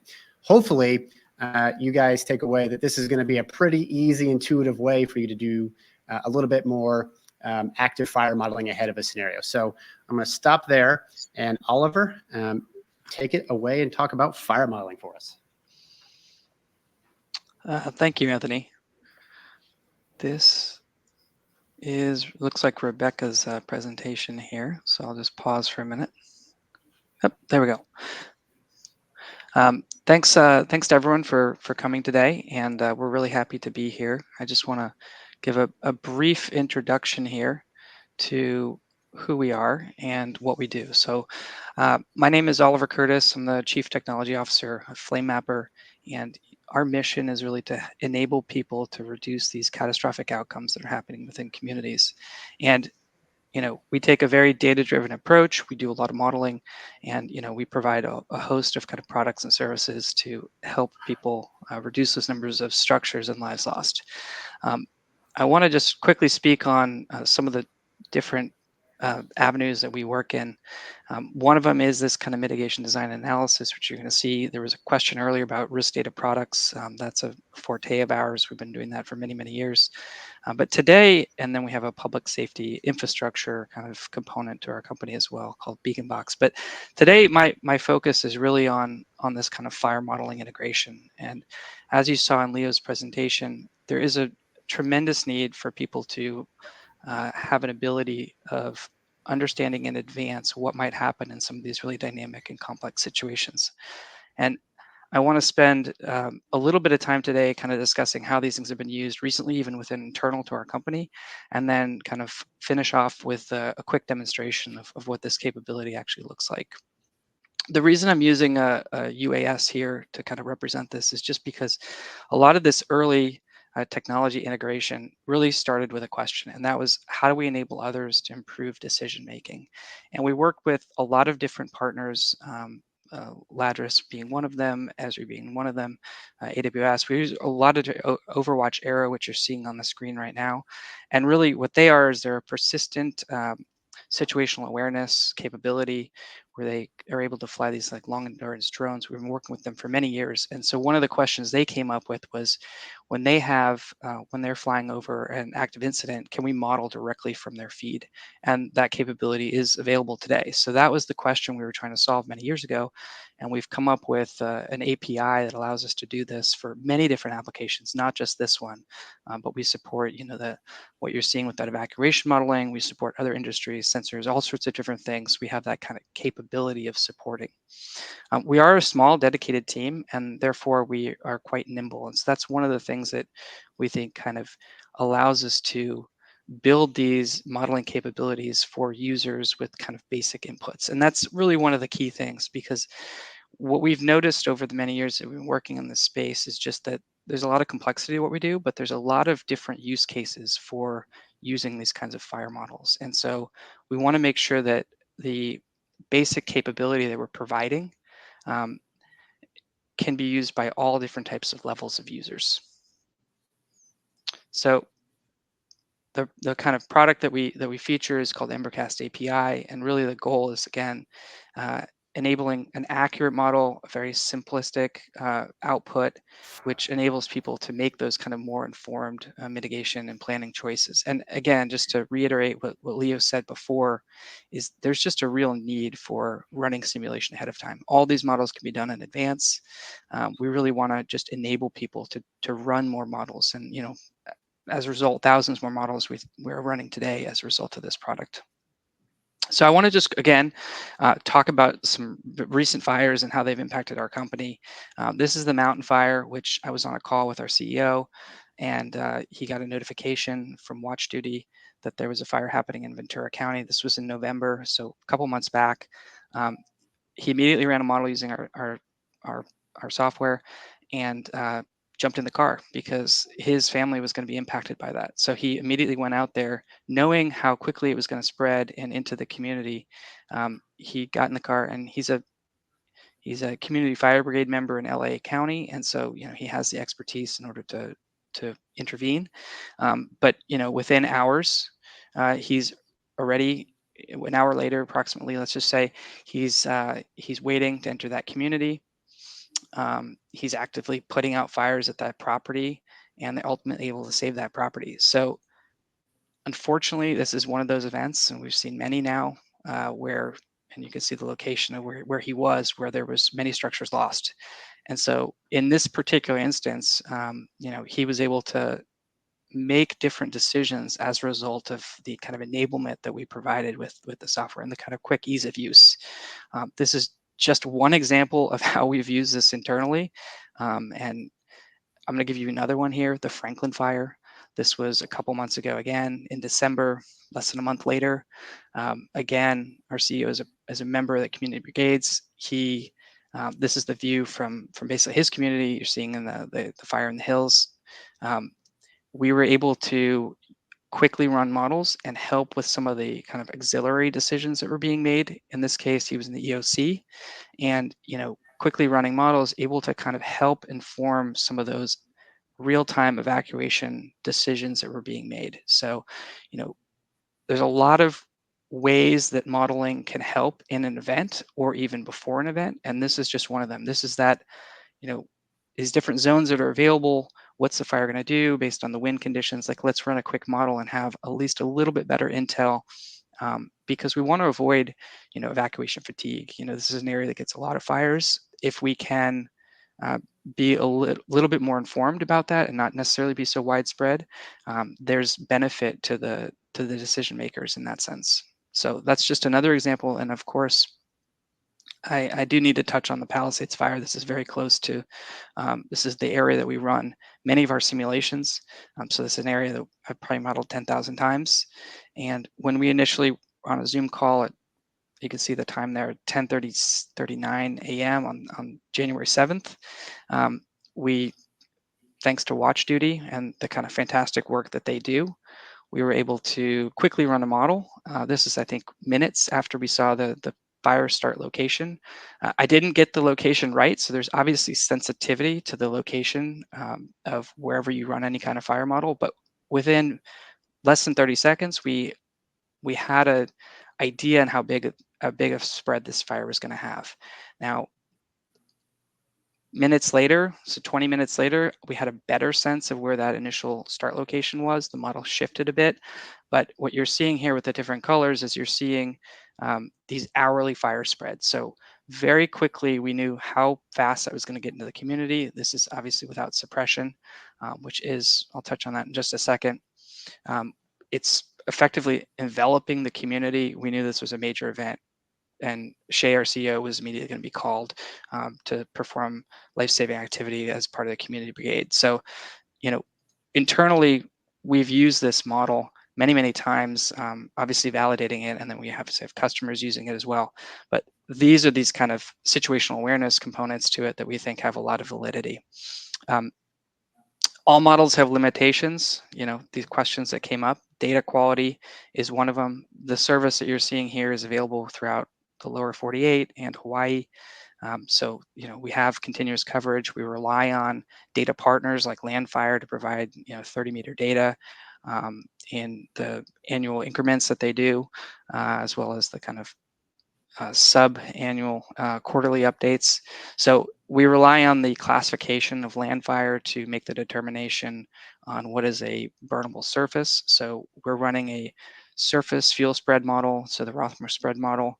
So we know that there's, when you have complex atmospheric conditions, we're not going to capture that as well. But again, we're getting a very quick early intelligence on what's happening. And that has a lot of potential implications for a lot of the decisions that are getting made throughout the event. So in this case, what you're seeing is these major fire pathways defined by those red lines. So those are where the influence of the spread is going to be highest, and you're going to see probably a lot more structural damage when you've got an influential pathway entering that community. So again, to a more experienced user like myself, I understand that the fire will not stop when it hits this magenta surface, which is again that unburnable surface, according to Landfire. But when you have a major pathway entering, we know that it's gonna get in there. And so it's important to understand, again, limitations to all models, but again, we do think a lot of models have a lot of utility and utility in how they get used within any kind of event or in a planning and mitigation scenario. During this fire, Shay again called into a brigade. He called me this was about 4:30, I believe, in the afternoon in Topanga Beach. And as you can see, that initial model I ran 5 hours earlier, 5.5 hours earlier, was pretty much spot on. Again, each one of those colors is an hourly fire spread. In this particular example, we pre-tuned everything, or pre-configured rather, to represent kind of those worst case scenarios. So again, heavy spotting, low fuel moistures, all that stuff has been pre-configured, and that's what allows it to be run so seamlessly and easily. And he was headed back into the community to perform evacuations for folks that weren't able to leave in time.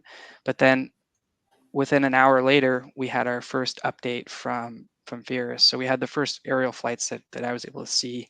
And so we had a better sense of the actual location. So then again, we were able to run another model, and Shay was able to kind of deviate from the plan and get back into the community where his parents live. So, this model has a lot of utility for folks that are more experienced users, but then in a situation and planning scenario, there's, we think even more validity. And so again, we're able to kind of tell and update very quickly by performing many iterative models. We're able to kind of see more about the current picture and what might be happening. And again, another limitation is, we're running this without understanding the suppression activities that are happening on the ground, right? So if you're able to get real-time information on that, that could be trying to inject that into the model. But again, in a situation like this, that information wouldn't necessarily be available.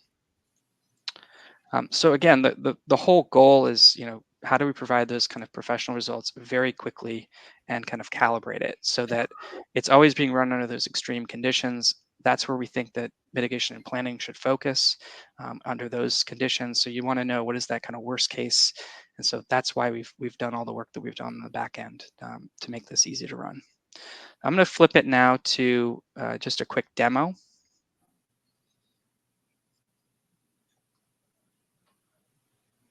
Let's see. We've been talking a bit about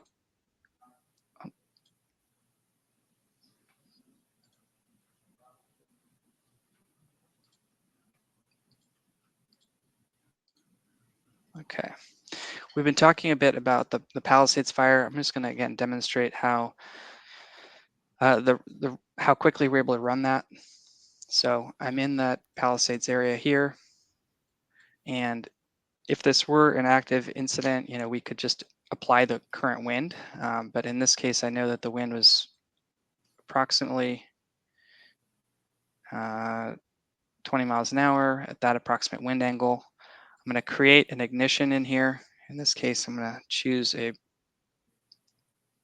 polygon ignition and then run. So the whole idea that we've tried to create here is 3 inputs, right? An ignition, a wind speed, and a wind direction. And that is the fundamental things that are needed to run this particular model. And so again, within about 20 to 30 seconds, we'll have an output. You'll see a similar output to what you saw a couple slides ago. Right, so in that quick time frame, we now have an understanding of, in the first, let's just say 15 minutes, we have about a 55-acre spread. So, this very quickly, I'm able to understand the rapid spread from this location, how quickly it's going to create an impact over roadways. I'm going to turn off some of these other features so I can talk about them independently. So I have a very quick understanding that this is going to spread rapidly. It's almost into the community within 15 minutes. Within 2 hours, we're effectively probably cutting off a roadway. I'll turn on the major pathways to demonstrate that there's many of those pathways which are going to cut off this particular roadway. During the event, this upper area did receive a shelter in place notice. So, beforehand or ahead of time, we can run these different types of scenarios to understand certain types of vulnerabilities, especially when you pair this with evacuation modeling, which you just saw. There's a lot of benefit to running multiple scenarios and simulations throughout any kind of community. So by the 8-hour mark, we have approximately a 2,000-acre fire. As I mentioned, we had visual confirmation from Shay that there was fires already above Topanga Beach and already impacting structures down here within approximately that 6-hour mark. So, it's well tuned for this particular type of environment. But what we're trying to demonstrate is that running models seamlessly, fast, can provide a lot of early decision making and enablement for different folks on the ground, both in a situational kind of awareness component, and as well as in a planning and mitigation, an understanding of the environment that you're dealing in.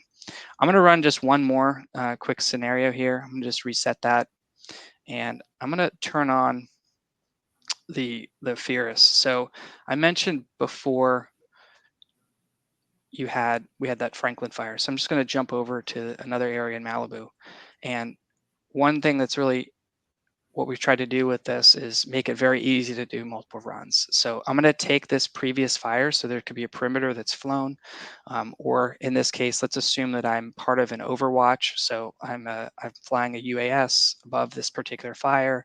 Maybe it's 95% contained, let's say, but I'm flying over it, and I notice that there is a hotspot that's occurring somewhere. So there's a hotspot here. Let's say that we can change the wind, etc., and we can run that again. So there's so many different ways that this could be used. We can ingest in those barriers. We can have a hotspot, and then maybe if there's many hotspots, we can try and isolate and figure out which one of these is going to impact the community the most, so we can move resources, etc. So there's just a lot of different applications for what we're showing.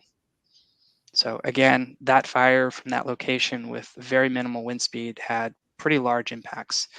I didn't mention before, but these kind of lassoed areas, we refer to them as ember casts. So that's kind of the eponym of the tool. And those are those areas where you're having those highest concentrations of embers. So again, with this instance, what you're seeing is these pathways that are moving across the landscape, these major fire pathways, but they're also being driven by embers. So, that is something that we like to demonstrate and show, and it can help again inform in that planning process that there's surface fuel spread, and then there's that ember cast that's happening as well, and there needs to be different strategies potentially for dealing with both. As a planning tool, we could run that again, and we could put barriers in place. Let's say that that we were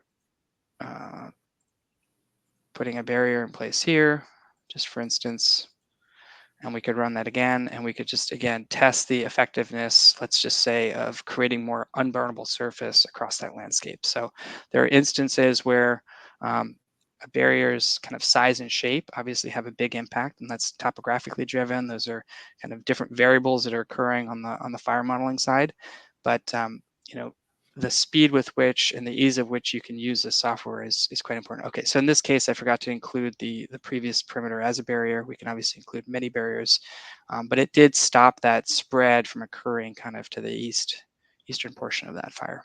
So again, for us, it's important to enable people and to empower them so that they can run many simulations very quickly, and again, express that to the community in a way that we're getting more informed about some of these highly dynamic scenarios, but ahead of time. And that's the power of what we're trying to demonstrate here.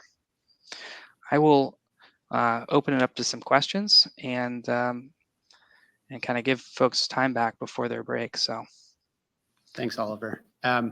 Before we open up for questions, one thing that struck me about this particular model run, how many of you are familiar with any modeling software for fire, right? Whether that's Wolfdis, it doesn't matter, right?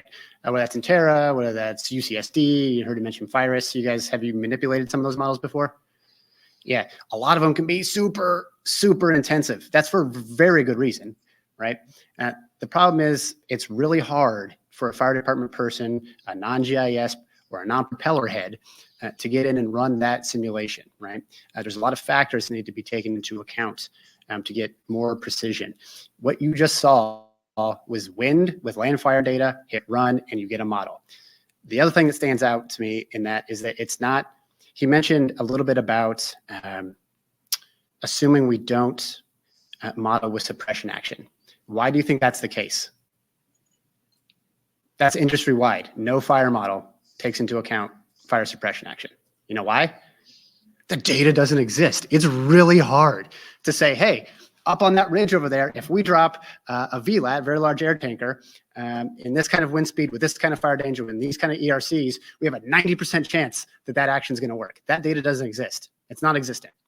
And so to kind of overcome that, all fire modeling is taken into account that there's no suppression action. So what you saw there is in no suppression action, time to arrival to certain areas, right? So it was half hour. What's this going to look like in 3/4 of an hour? What's this going to look like in an hour, 2 hours, 5 hours, 8 hours, right? So we talked a little bit about the evacuation modeling and that missing component being that fire modeling and time of arrival from a fire that starts or an ignition to a community, right? That's going to be a little bit different delivery twist along with the kind of simple user interface. Yeah, I figured that might spur some questions. Very good. Okay, so those are just my thoughts on just hearing the presentation, but I want to open it up for questions. You've got Oliver. He's the dude that writes the code. So if you got data questions, he's your man. If you want to get into like stochastic models or not, he's your guy. So questions. We have one over here. I'm going to hit you with a mic real quick. Thank you. Thank you for the presentation. And also, this is kind of question to you as well, because you know, all modelings are wrong and some are actually useful, right? And then wrong means actually, you know, data and also the logic behind the user interface, they basically needs to be, you know, verified and validated against actual fire instance, which is not actually using fire intervention effect. So that means to a certain degree, it's okay. There's understandable, right? That's kind of limitation. So I'm actually teaching fire modeling in university for building fires. So what we use for all these modeling tools are not for response, but for design purposes. That means we do not know where fire actually occurs. However, we agree. So authority having jurisdictions or stakeholders basically, oh, let's accept it. Although we do not know whether this modeling results are actually accurate or not, but let's agree this is going to be like the fire. Actually, if fire happens in this building, it's going to be like this, similar. You know? And then based on that, whether this building is safe or not. So that's kind of the limitation of our application of fire modeling tools in building fire safety. However, this evacuation modeling as well, and then which I don't think it's going to be validated because due to the ethical reason, you cannot evacuate all those people to validate your models, right? So without validation and validating even fire modeling, for example, in existing fire modeling, validating against invalidated data, which does not account for fire intervention service, for example, fire service activities, basically, then how does it work in terms of response? Because if these tools and evacuation modeling and fire modelings are used for design purposes, like prepare the stage, then maybe based on agreement, not about accuracy, based on agreement of a stakeholder, so let's use these tools to understand what would be the comparative risk of town A and town B. For example, Tahoe 16 hours, 14 hours versus another town 7 hours. And then we can say, okay, town A versus town B.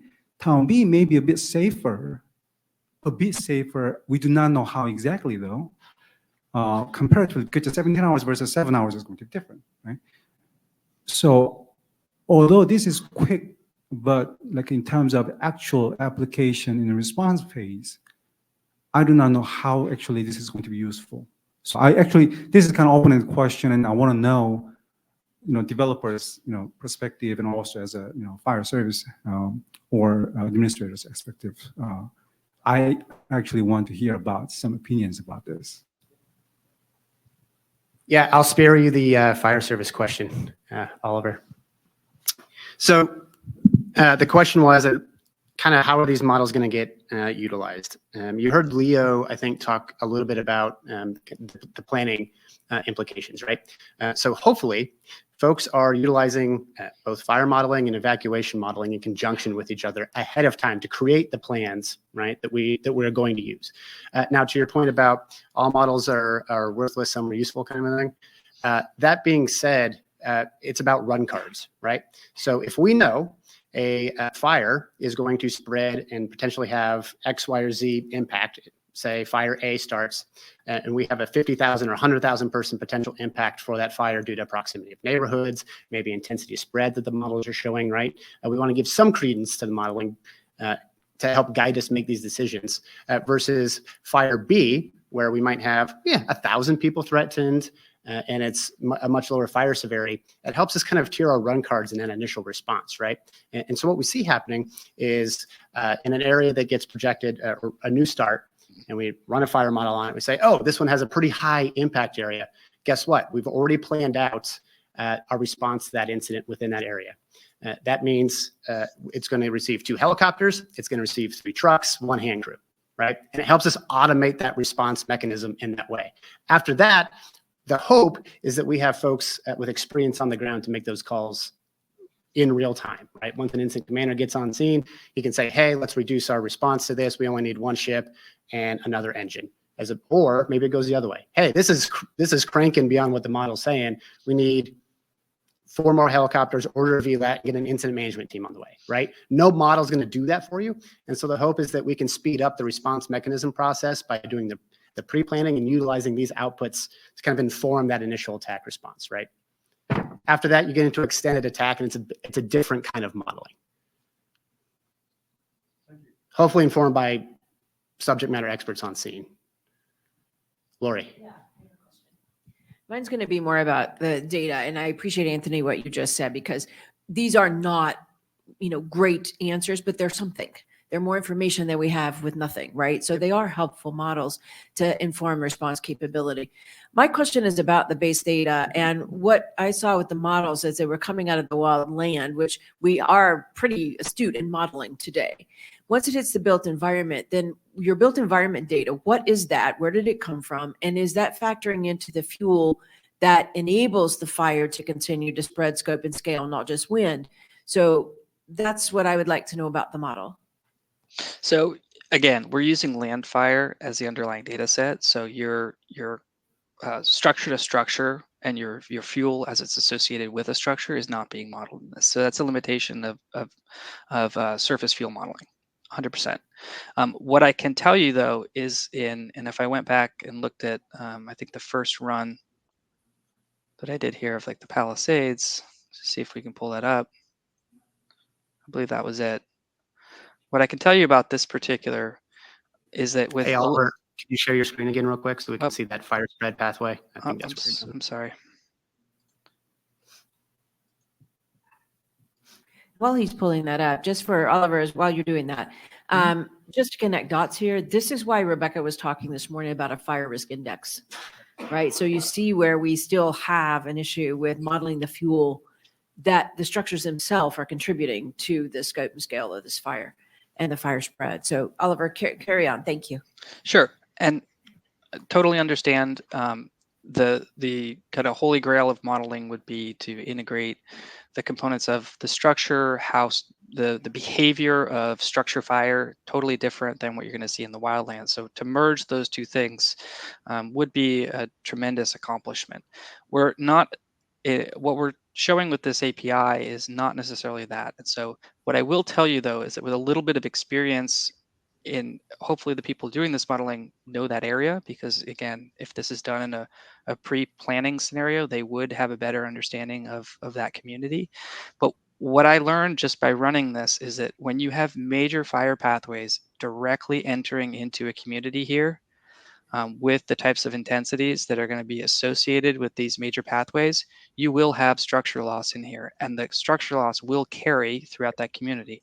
Internally, we use other different other tools to assess the vulnerability on an individual structure level. That is kind of back to one of the first presentation, or I think the second presentation, talking about individual structure risk vulnerability. Internally, we use like machine learning models and structure loss history to try and do those predictive things. So, there's ways to combine what we think would happen within that community, and we think running these types of surface fuel spread models, but to actually put them in concert would be a very onerous technical challenge, and one that's not necessarily possible, I would say, with the current data today. And one of the reasons for that is that the pathway for ignition and the combustion between structures is totally different, like you've suggested when you see in the wildland. So there's, I think, unique cases where there's a lot of cases where you'd use this tool, and then you'd also want to supplement that with other types of data sets to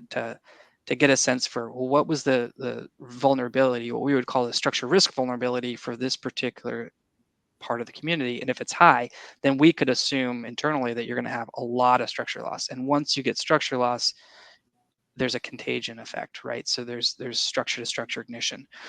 And that's the kind of a little bit of local knowledge about that, your own community. And what I'd say about this is the high degree of ember casting and the ember load plus the major pathways entering that community very quickly are going to lead to structure loss.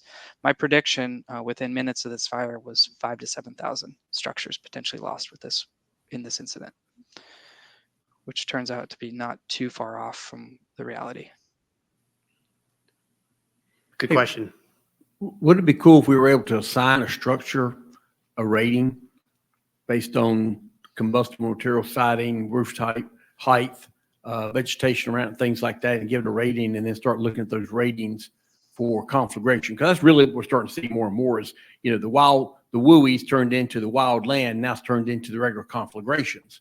And so maybe assessing structures based on their construction is a start to it. It is. Yep. Yeah, that's a good question, Larry. Kind of hits at the chink in the armor for fire modeling today.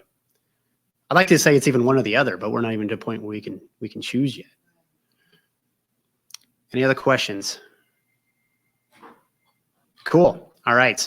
Well, I'm going to release you all for a scheduled break. We've got until, let's see, 10:20.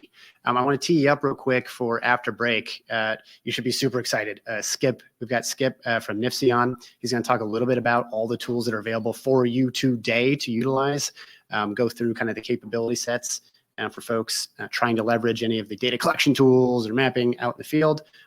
Get into that and how you can get into the org and start utilizing some of those tools.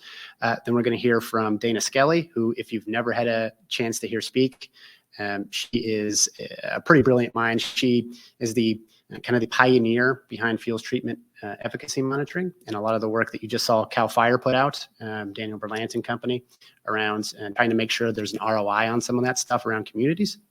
And then we're going to get into some CWPP tools, and then we're going to hand it over to Lori. So be back at, let's say, 10:20, and we'll get going with Skip. Also, real quick, anybody wants one, there are some free FireDAWG decals back here on the back table. And if you're interested, brand new, just got these yesterday, we have FireDAWG coins for sale for $10 if you're interested. Okay, brand new off the press. But do get your free decals to take back with you. Okay, spread the word. Woof, woof.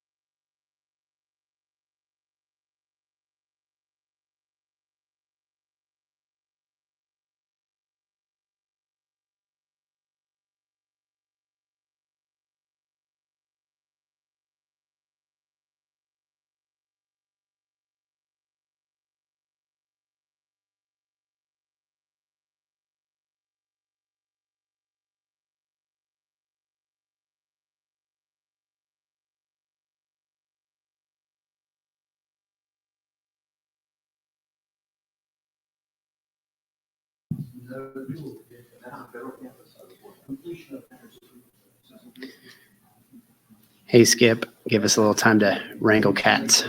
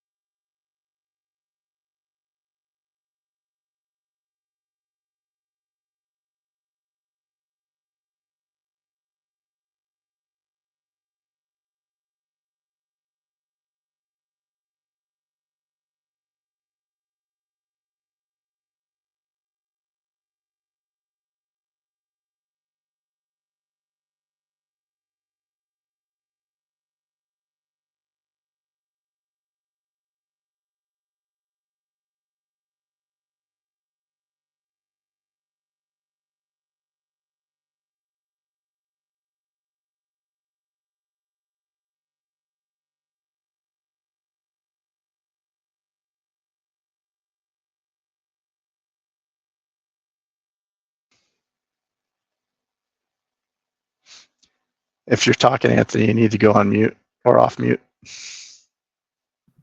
Thanks, Skip. Wanted to introduce Skip Adel, National Interagency Fire Center. If you're not familiar with NIFC or Skip, you're going to get real familiar, and Skip should be one of the folks that you're going to be considering a best friend after this. What we're going to kind of tee you up before break, everything that we're going to review with NIFC, it's kind of how if you're not familiar with NIFC, it's kind of the nerve center of fire operations throughout the United States is what I would describe it as. And more specifically, SCIP and NIFC, with the NIFC org, kind of run the nationwide common operating picture that gets used on every fire, from data collection to visualization. So really excited to have Skip with us. Skip, go ahead. Great. Thanks, Anthony. Again, my name is Skip Adel. I work for the National Park Service as my day job, but I'm going to talk to you today about one of the projects that we manage for the interagency fire community, the NIFC ArcGIS online organization. And you heard Anthony talk about NIFC. NIFC is actually a place in Boise, Idaho, but they don't actually have employees. So what NIFC is a conglomeration of all the federal firefighting agencies, state firefighting agencies, USFS, U.S. Fire Administration, and some others up there, all coordinating together on response. So, all right, so let's see. The NIFC org, what is it? So what am I going to talk about today? So really, the NIFC org is a solution that can help fire departments better prepare for and respond to wildland fires. That's really our mission. Our mission of the NIFC org is really to improve situational awareness for firefighters on the ground, both on incidents, as well as mitigation work, training, all that kind of stuff. So my team and I manage an ArcGIS online organization software from ESRI. It's all cloud-based. We manage the organization, and right now we have about 28,000 users and in the organization, and it's open to anyone, any cooperators in wildland fire. Call it the NIFC org for short. So who we represent, we talked a little bit about those 28,000 users. We keep going up, so the number keeps changing, and I got to double check. And 92% of those users who access the organization are accessing through a mobile device. So they are the firefighters in the field. They are the people collecting the data. They are the people who are interested in getting that real-time information about where the fire is moving, where the dozer lines are, where they are in relation to all that. And we do a lot of that through field maps on the mobile device. So the other 8% of those folks we'll talk about here, but the other 8% of those folks are the GIS folks in the background, the power users, the folks that are setting things up for those field users. And we'll talk a little bit more during this presentation how the wildland firefighters use the NIFC org to create, manage, and access that real-time data to improve their situational awareness, improve their safety, and how that information they collect and how they manage it helps really inform the public. So keep going after this, but it's open to anyone in wildland fire. It's not just federal agencies. We have about 50% of our users are in federal agencies, and then about 25 in state agencies, and about 25% in local. And local agencies are going to include fire departments, contractors, emergency managers, that type of thing. So what we're going to talk about today, I looked at the agenda for the meeting a little bit. It was great to have that posted online. And you mentioned data-driven solutions for wildfire prediction, response, and resilience. So I'm going to touch a little bit about for those 3 bullets that were listed on there: early detection and prediction, what we have to offer there, resource allocation, response, how you can use the NIFC org for that, and then community preparedness and mitigation, how we can address those needs as well through some examples of what we're already doing. So, and I needed to put this piece in here about this is not a sales pitch. NIFC org platform is available at no cost to any wildland fire cooperator. You can go onto our homepage, request a license, or request a login, an account, and you can use it. So talked briefly in the beginning about situational awareness, and that is one of our main focuses, is how we can provide situational awareness to the wildland firefighter in near real time. So how does the NIFC org do this? And how do we provide them information that the firefighters need to mitigate the risk to themselves and other firefighters and the public? Do the firefighters have situational awareness on where that fire is and how that terrain, the weather, and fuels are really going to drive that fire behavior? And over the past several years, firefighters have gone from using paper maps with data that could be 24 hours old to now getting their data near real time. And I use the term near real time because it depends on where the fire is located. If it's located in an area with cell service, it's real time. When they collect it, they're getting updates continuously by all the firefighters, and the the information around them. So it could be satellite, it could be UAS, it could be that kind of thing. When they're in the backcountry, it's going to be more of when they're able to get cell service and synchronize their data and pull in new data. So that's where we're getting that near real-time piece from. And the data, like I said, comes from many sources. It comes from satellite, aviation assets, firefighters on the ground, lots of different sources. And then that data is then aggregated into feeds, into data services that provide better situation awareness on the fire. All right, so let's talk a little bit about emerging incidents and early detection. This is some of the things that we're really proud of, how we use the NIFC.org platform to provide some of this information. So the first one there on the left is FireGuard. And FireGuard is a partnership we have with the Department of Defense and National Guard units in Colorado and California that's used to detect fires and incorporates remote sensing tools that Department of Defense has that detect heat and can provide us updated data on ignitions and perimeter spread and things like that about every 15 minutes. So it's very, very close to being real-time data. So that 15-minute interval and that data is being updated continuously throughout the day, wall-to-wall nationwide. We even have been doing some work in Canada and things like that. So it's a really cool product that not a lot of people are aware of. So next piece over there, incident awareness and assessment. Through the NIFC.org, you can request data for incidents on perimeters, on hotspotting, on things like that. You can go in there and fill out a form and request data for particular areas or incidents. And last year we did about 2,500 requests for about 1,000 different incidents. And it could be anything from satellite tasking to UAS work to NIROPS. I'm not sure if anybody's familiar with a national infrared program run by the Forest Service, where they have physical planes that go out and fly thermal cameras. And it also includes various states. State of Colorado, state of California, Oregon, Washington have aviation assets that fly thermal detection. Could be during the day, could be at night. So another piece of data that we have is lightning data. It's a really great service that we provide. We provide 7-day lightning, 3-day lightning, 24-hour lightning, that type of thing. So you can get an idea on where lightning is happening throughout the U.S. Continuously. So it's a great way to look at, particular forest fires and such like that. Where did the fire start? When did the lightning come through in the last 7 days? Did that impact? Is this a natural ignition? That type of thing. All right, talked a little bit about FireGuard. I'll hit on this again because it is such a cool tool. And like I said, cooperation between DoD and our local, in Colorado and California, local National Guard folks to pull this data out of the secure environment and provide it to us in a non-secure format in the NIFC.org. If you have a license or account to the NIFC.org, you can see that detection information. And you can also request notifications of these FireGuard detections. So for example, I live in Colorado. I've got a box drawn around Colorado, and anytime there's a detection from FireGuard in Colorado, I get an email that tells me where it is with a link to a map. So it's a great way to get that very near real-time information about what's going on out there. It'll pick up anything from wildfires. It'll pick up pile burns in the winter. It's a very good spatial resolution. All right, with just one example, I wanted to pick something out that was timely.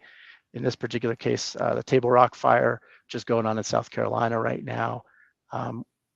One of the fire incident management teams, the Southern Area Blue Team, went there. They're showing up right now. Actually been chatting with one of them this morning. But just to show you an idea from yesterday, about 1 p.m. Mountain Time on 3/26, this was the area that FireGuard was saying was impacted by fire. And then you can see next to that, you can see the fire perimeter that is coming from folks on the ground through a tool that I'll talk about here in a little bit. But it's a great way to see which direction and which major changes some of these fires are making. All right, next one is the incident awareness and assessment. We talked a little bit about this, where you, as a user in the NIFC.org, can go in and request perimeter mapping, basically, heat spots, lightning detections, all sorts of different things through a Survey 123 form within the org. Lets you do that. Once you make that request, that goes into a queue, and there are managers in the back there that are figuring out the best available resource to meet your request.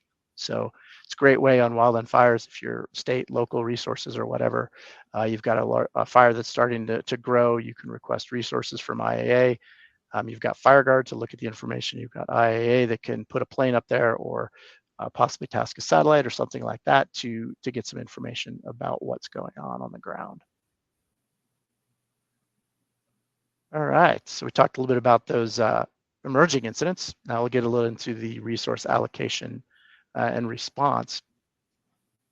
Two of the things we have in the NIFC org, first one is kind of our signature tool, which is the National Incident Feature Service. I'll break down that a little bit more here in a second, but it's really a single combined operational picture of what's going on in the wildland fire scene within the country. The next piece there is resource tracking. The Dingle Act was passed by Congress several years ago, and requires the federal firefighting agencies to track our resources. And we are able to do some of that tracking through the NIFC org. We're in the process of testing that right now. The state of Texas is testing it. And it's actually going to be on that Table Rock fire. I was hoping to get a few images of the tracking on there, but they haven't quite gotten it set up yet. So we've got a few incident management teams that are going to be testing it out. And that's a great way to see the tracks where people are moving, as well as their last known locations. So first, we'll talk a little bit about the National Incident Feature Service. There we go. So how does the data, we talked about this emerging incident data, whether it's from FireGuard or IA and stuff like that. So how does that get shared to the firefighter in the field? Because most of that data is coming into maybe a GIS person or someone at the incident management team, that type of thing. So how do we push that data into the field? And that's what we use the National Incident Feature Service for. And on the flip side, how does the firefighter in the field collect the data that moves up through the process and informs and provides intelligence to those at the incident management center to provide some information and allow for decisions. So it's kind of that two-way movement of data. It's coming from the field, it's going into the National Incident Feature Service, it's coming from the incident management side, it's going into the National Incident Feature Service. So everybody has this single common operating picture. So we do that using feature services in the NIFC ArcGIS online organization. And that National Incident Feature Service is a single national data service that captures that operational data from the ground level that folks are collecting with their mobile devices in the field, and also collected at the IMT level. So that National Incident Feature Service gives us that full picture of what's going on operationally. Earlier, we saw some information about the Palisades fire, and this is the view in the National Incident Feature Service of that fire as it grew.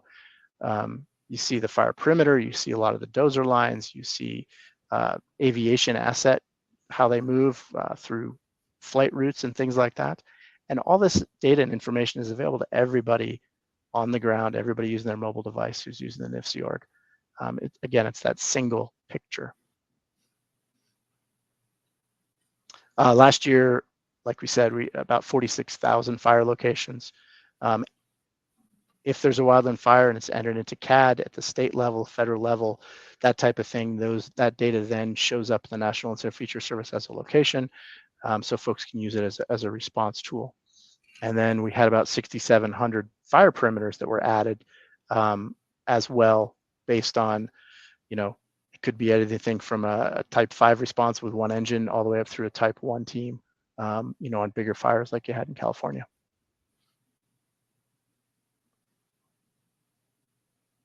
All right. So I touched on location sharing a bit. I'd hoped to have something from the fire in South Carolina, but I don't. So I pulled something in from Texas.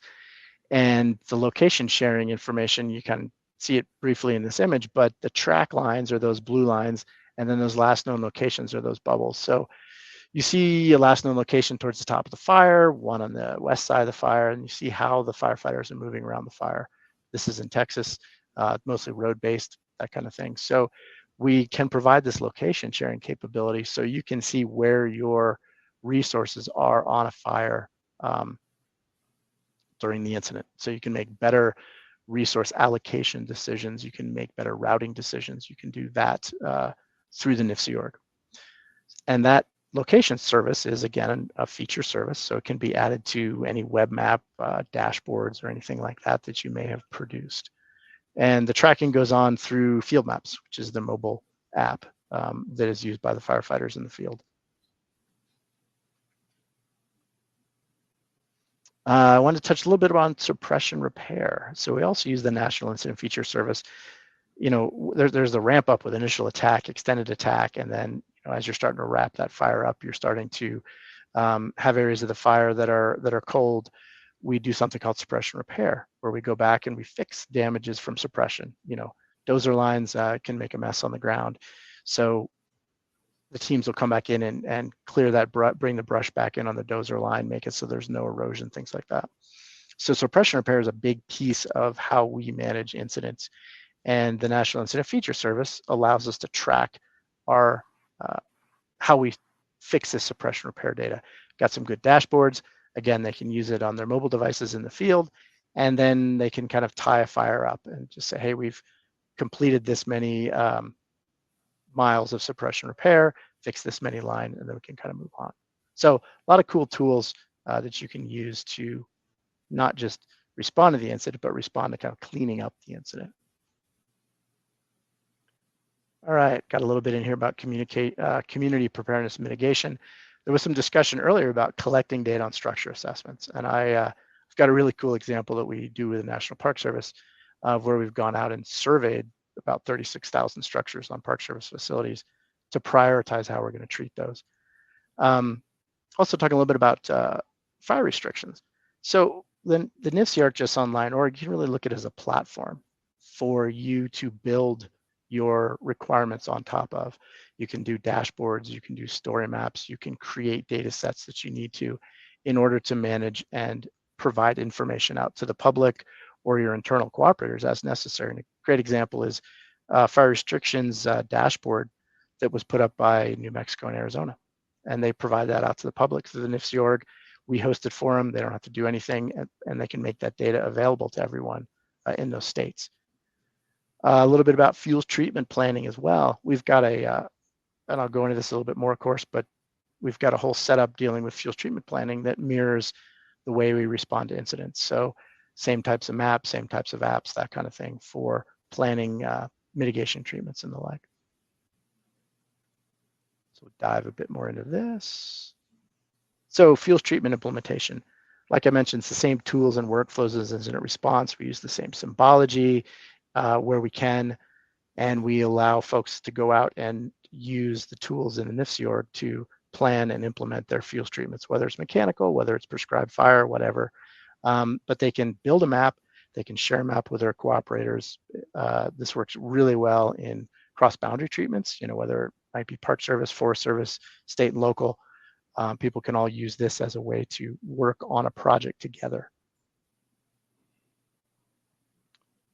All right, structure assessments. This is one of my favorite just because we do this for the Park Service and have been doing it for 15 years. What we do is we go out and we assess a FireWise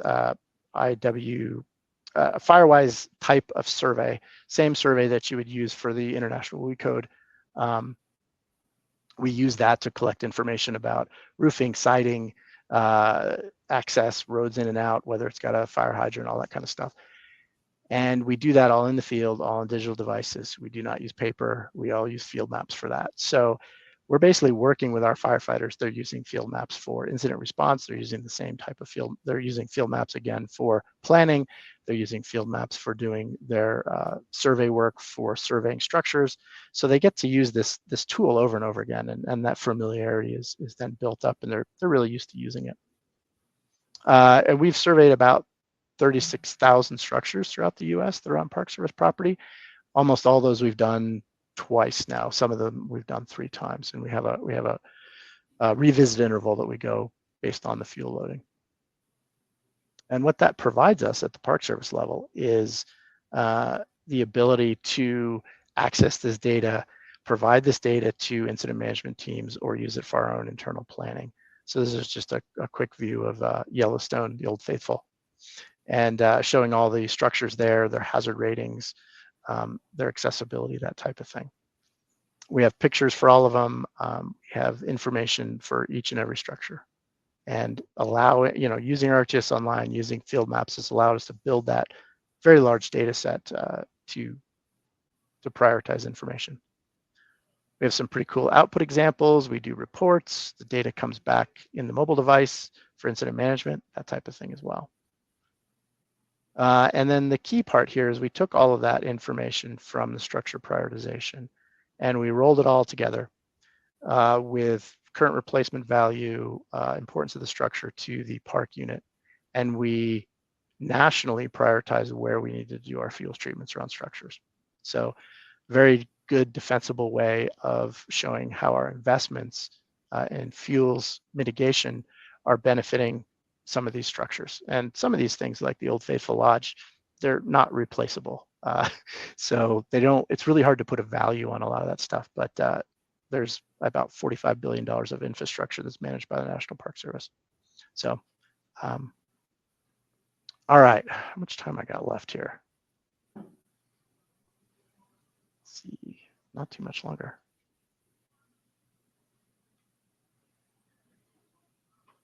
All right, let's jump into another part. So Anthony, since we started a bit late, I got another couple of minutes or? Yeah, want to take a quick pulse for folks here.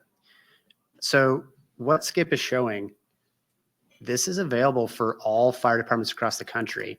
And just so that you understand the gravity of what he's talking about, all of the nation's fire suppression data, all the operational data collected on interagency fires are housed in one feature service in one single sign-on where you can go right now, today, as a fire department, get a free license to view all of that information. The fire guard information that he was talking about, that's real-time fire mapping or near real-time fire mapping in 15-minute intervals. And in most cases, is the best mapping we have at the onset of a fire. It serves as kind of a map.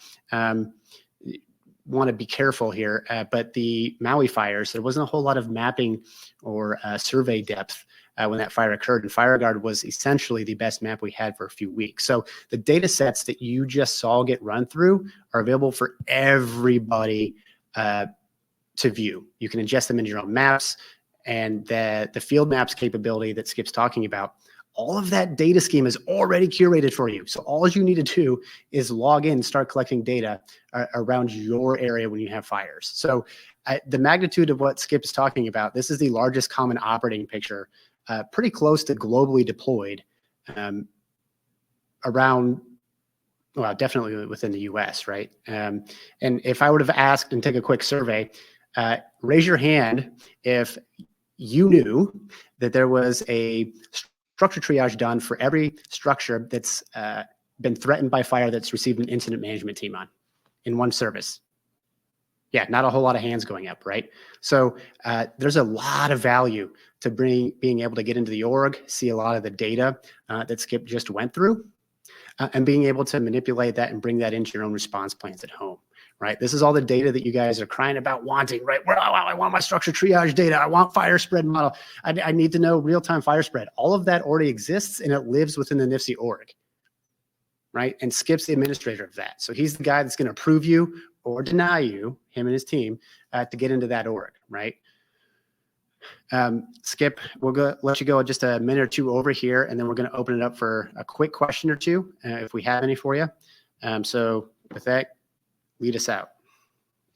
I'm just going to bounce through some of this again to the end. Not a sales pitch, and like Anthony said, this is available to any wildland fire cooperator. There's extensive applications we've built on this platform for, if you have a need from a wildland fire standpoint, there's probably another state fire department, federal agency that has something that you can start from. So you don't necessarily have to start from scratch. So yeah, and there's the homepage there. You can request an account at that homepage.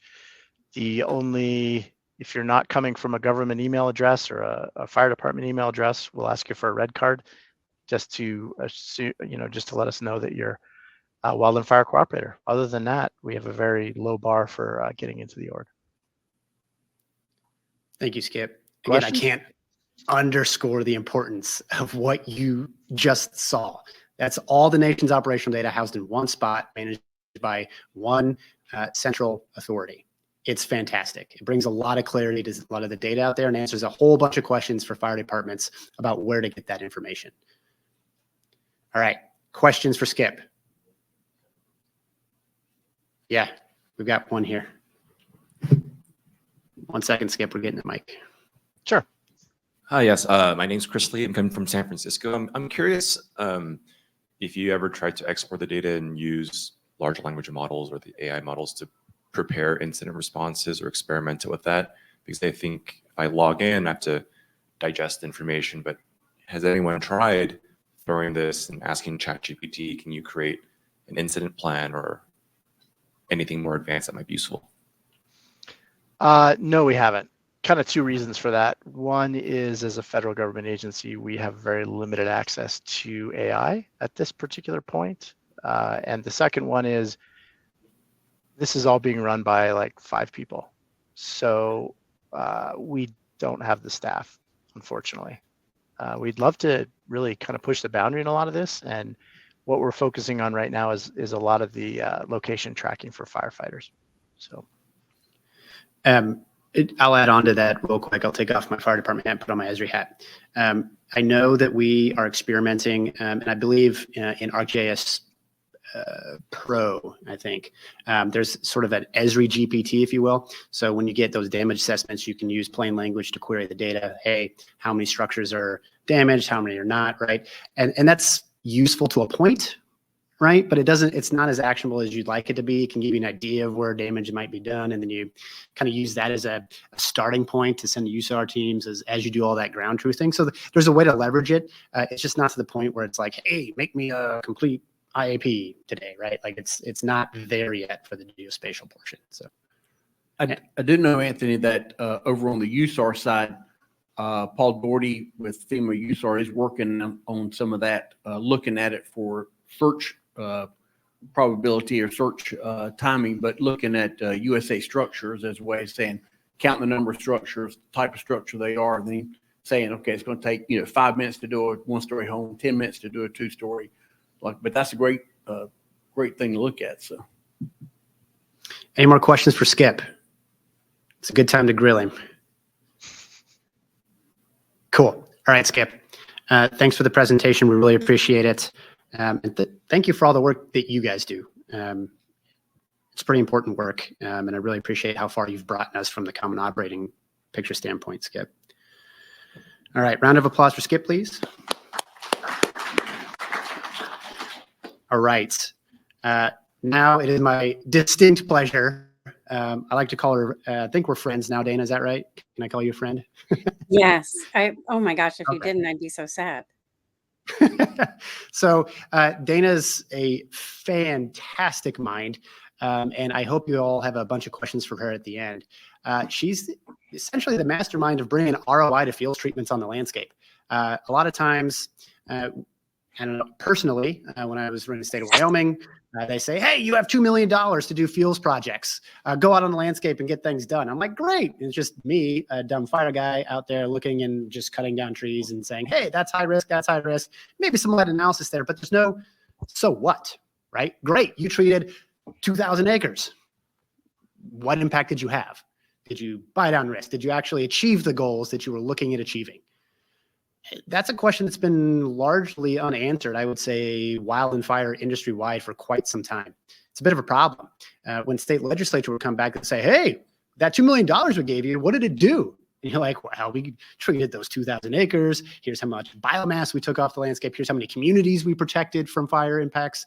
And like, great, where's the data? You're like, we have numbers of things we treated. And what Dana's going to do is really dig into the meat. She's kind of the mastermind behind proving a lot of that ROI and making sure the treatments that we're putting on the landscape just aren't to get acres, rather that they're meaningful and impactful in buying down that risk. And she's got some data-driven ways that she's doing that. So Dana, I'm going to shut up and wow us. Oh, thanks, Anthony. So that was more than kind. So I'm Dana Skelly. I work for the Forest Service. I'm currently in a long-term detail with the with Forest Service research. But before that, all of my career has been operational in fire fuels and fire ecology, and I'll go into that a little bit more in the presentation. I'm also working on a PhD that the agency is sponsoring me to modernize our fire behavior indices for climate change. And I'll talk about that a little bit more too. That is something I can definitely dork out on quite a bit. So if you're interested, hit me up. So basically fuels treatment effectiveness monitoring is something Hey, Dana, that real quick. oh yeah. Can you re-share your screen? Oh, is We're it having not a little- showing? Yeah, we're having a little lag. Huh. Okay. It on my thing, let me stop it and start it again. On my thing, I could see the right screen sharing. So share presentation, share screen, and is that showing the second slide now? No, we might have a problem with the platform. Okay, yeah, because what I can see it in our little like cheater window, but maybe it's So it's showing for other folks, just not us here in the conference room. well, that's no fair. Hang on one sec. Let me try one other thing. It'll just take a second.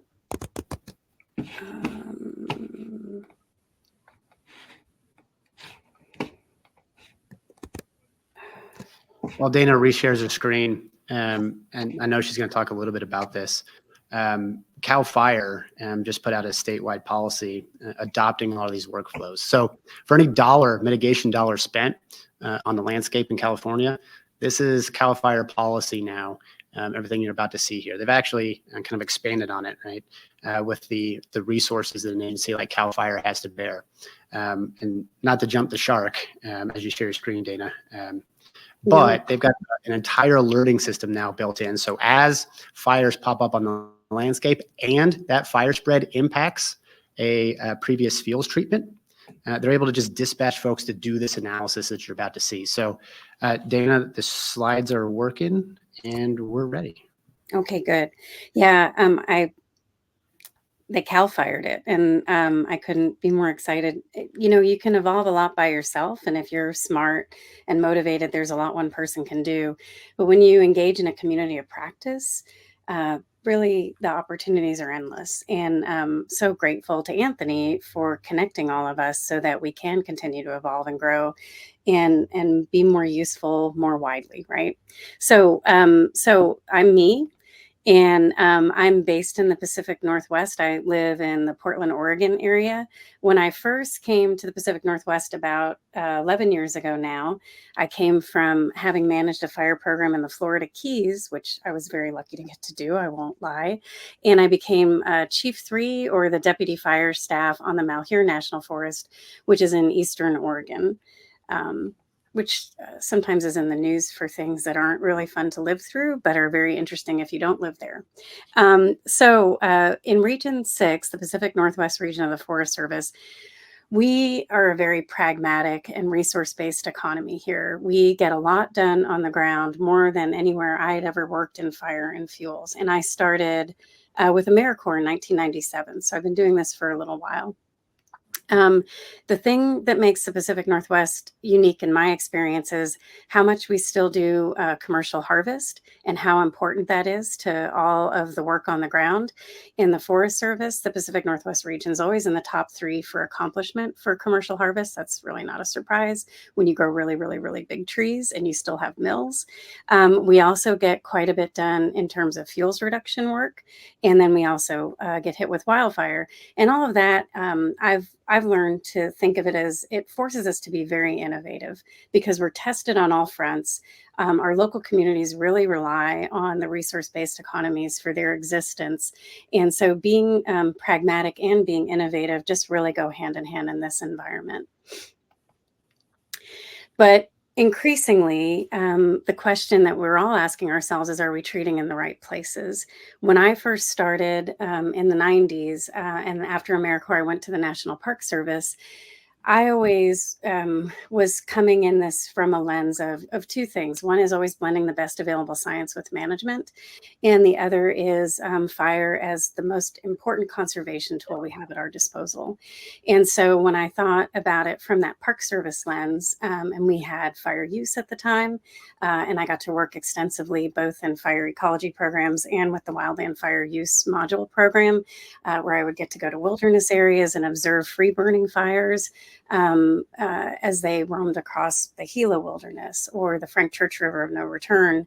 I always thought when I was managing a program, I would create a moat of fuels treatments around the perimeter and then let fire do its thing on the inside to restore its role to the landscape and restore our ecosystems and protect the integrity and health of those ecosystems. But the fire environment is changing, and it's becoming increasingly complicated, as everybody in here knows. We're getting touched by fire in places and ways that 25 years ago we never would have expected. And for me, again, that's really launched me into my research work to better characterize how fuels are changing, because we can do all the modeling we want to. And as we've talked a lot today, it's, there are challenges in modeling the built environment. But I would say you can get the best modeling tools for fire behavior in the wildland environment. But if we can't characterize how the fuels are changing in light of increasingly warm temperatures and increasingly dry atmospheres, we won't ever really hit the mark on the wildland environment either. And again, that's the crux of my research. I'm so glad we're neighbors with California, because they live this every day, and they are incredible thought partners in all of this. But Ken Pimlott, who was chief of CAL FIRE a few chiefs back now, said it perfectly. We live climate change. It's staring us in the face. There's just really no point in arguing about it. And just a little bit of dorkiness for you here, and I'll have a link to a blog post that I wrote. And there's other tools in that blog post I'll mention at the end. But with the increasingly warm and dry environment, more and more of our forests are available to burn. That's not a surprise. But this one paper that came out in 2021 examined how our fuels are becoming more available using vapor pressure deficit, which is what relative humidity is derived from, to explain that. And what they found is, as of 2017, 20 million acres per year are available that weren't available previously in Western forests. That's just in Western forests. And an easy example from out here, in 2023, we had some nighttime lightning in late August that went up the coast on the west side of the Cascades in Oregon and Washington. And from nighttime lightning, we had 45 new starts on the Gifford-Pinchot National Forest. And if you're not from out here, the GP is outside of Seattle. So it's typically a rainforest. So to get 45 starts from nighttime lightning ignitions is something that nothing would ever predict for us using our current understanding of how fuels dry and operate in the environment. So really just illustrating how the fire environment we live in today is not the fire environment that I had trained for in the past. And this is not showing up quite right. But there's two slides here from when I was the deputy fire staff on the Malheur. We had a really rough season in 2015. And it's so funny, 10 years later, every year that we have a lot of fire activity, it's like, I can't believe it's going to be worse than this. And then, it gets worse. But this picture that you see was taken from the Okanagan-Wenatchee National Forest, where the fire had jumped the Columbia River, I believe.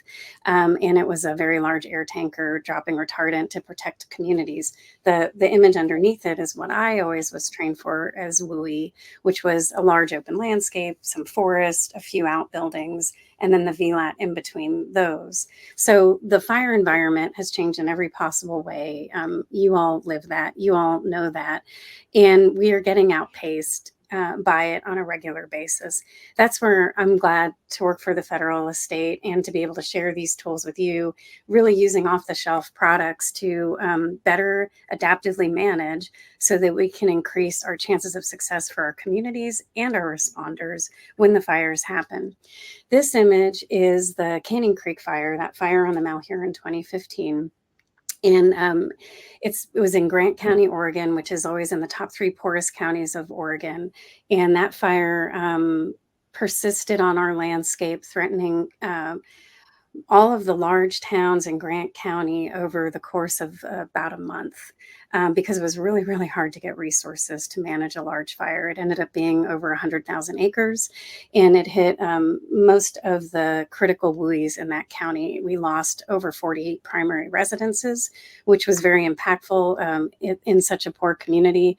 At least a quarter of those homeowners weren't able to afford homeowners insurance. So it was very devastating for those people. And then the other piece of that is it was very personal for us. It's one thing when you go to a fire way outside of where you live. It's another thing to call your husband as you're coming off the mountain before you lose cell service to let him know when you'll be home, and have him ask like what the fire's doing because he's washing dishes in the kitchen and he can see it coming down the mountain towards the house. Or a couple weeks later, packing him up while you then go up the road to see how far the fire is from your house and if anybody can get a dozer in around it. So anyway, after that fire, I wanted to know how our treatments did, because this was a really well understood WUI area. And it was a reasonable question for us and for our communities to know, like, well, we knew the WUI was at risk. What did we do about it? And how did those treatments do? So when you look at this map, the red line is the fire perimeter. And my house is just kind of in the northeast corner, about a mile from where the perimeter ended. It's not on the map. And all of the hatched polygons that are yellow and orangish, those are our fuels treatments. And one of the things that was really apparent to me after we did this, and we got all these treatments done, there were over 250 that we analyzed in about 2.5, 3 weeks, was how much that southern perimeter of the fire was informed by those treatments. So now this helped me modify my approach personally from let fire play its natural role. We'll just build a little moat to, oh my gosh, I want places where my people who are responding can go to and safely engage with a fire like this when they're spread thin emotionally and physically, and where we're lucky to get one hotshot crew for one day at a time. Those crews that came in from the Great Basin and from all over the country didn't know our landscape, didn't know necessarily our fuels, didn't know how to work with the Oregon State Fire Marshal. But when they saw an area that was treated, it was really clear that that was a place that they could safely engage. And so that's become a model for me going forward.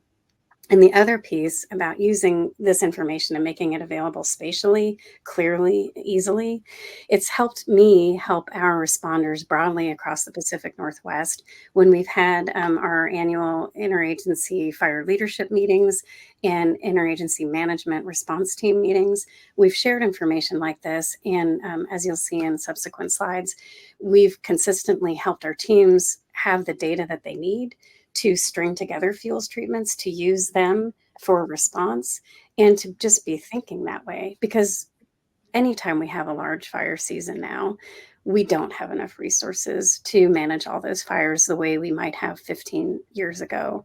So we do need to use our proactive work, our mitigation work, these treatments. We need to think about them in advance and plan them in ways that we can engage and use them. And then we need to make that data available to the incident management team so that they can use them easily. And we've done a lot of that in the Pacific Northwest, and I'm excited to see how other states are adopting that thought process too. You'll probably have heard the term pods, potential operational delineation.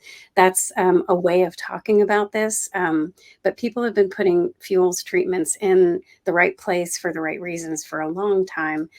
Give it any kind of sexy acronym you want. That's great with me. Let's just get the work done on the ground. So on this slide, after I moved to the region, I started offering support for getting this monitoring done. In the federal estate, since 2009, it's been interagency policy that anytime we have a wildfire that interacts with a treatment that was paid for to reduce hazardous fuels, we're supposed to assess it and answer some very basic, consistent questions about how effective that treatment was. But when you're consistently hit with fires that are complicated, that are dramatic, traumatic, and resource rich, you don't often have the people to do the monitoring afterwards. So we offered support to all of our forests in the region to efficiently collect the data for them so that we could adaptively manage. And this was that first iteration in 2017. And I have a couple of examples. And again, this is to illustrate that question about are we treating where we need to. The example on the left is from outside of Sisters, Oregon, Central Oregon near Bend, which many folks are familiar with. All of the polygons that are gray with red lines, those are fuels treatments. And then the colored polygons are the progression map of the fire. And you can see that fire was completely contained on the east and southern sides by fuels treatments, protecting the town of Sisters. And then to the west, it was moving into the Mount Jefferson Wilderness area, the east side of the Cascade Crest, which up until 2020 effectively would hold fires. Since then, it doesn't necessarily. But anyway, 2016 on the rail fire on the Wildland, similar. The polygons that are colored were the fire movement, and all of the red outline polygons were fuels treatments, and they help contain that fire. So in those cases, the treatments were in the right place.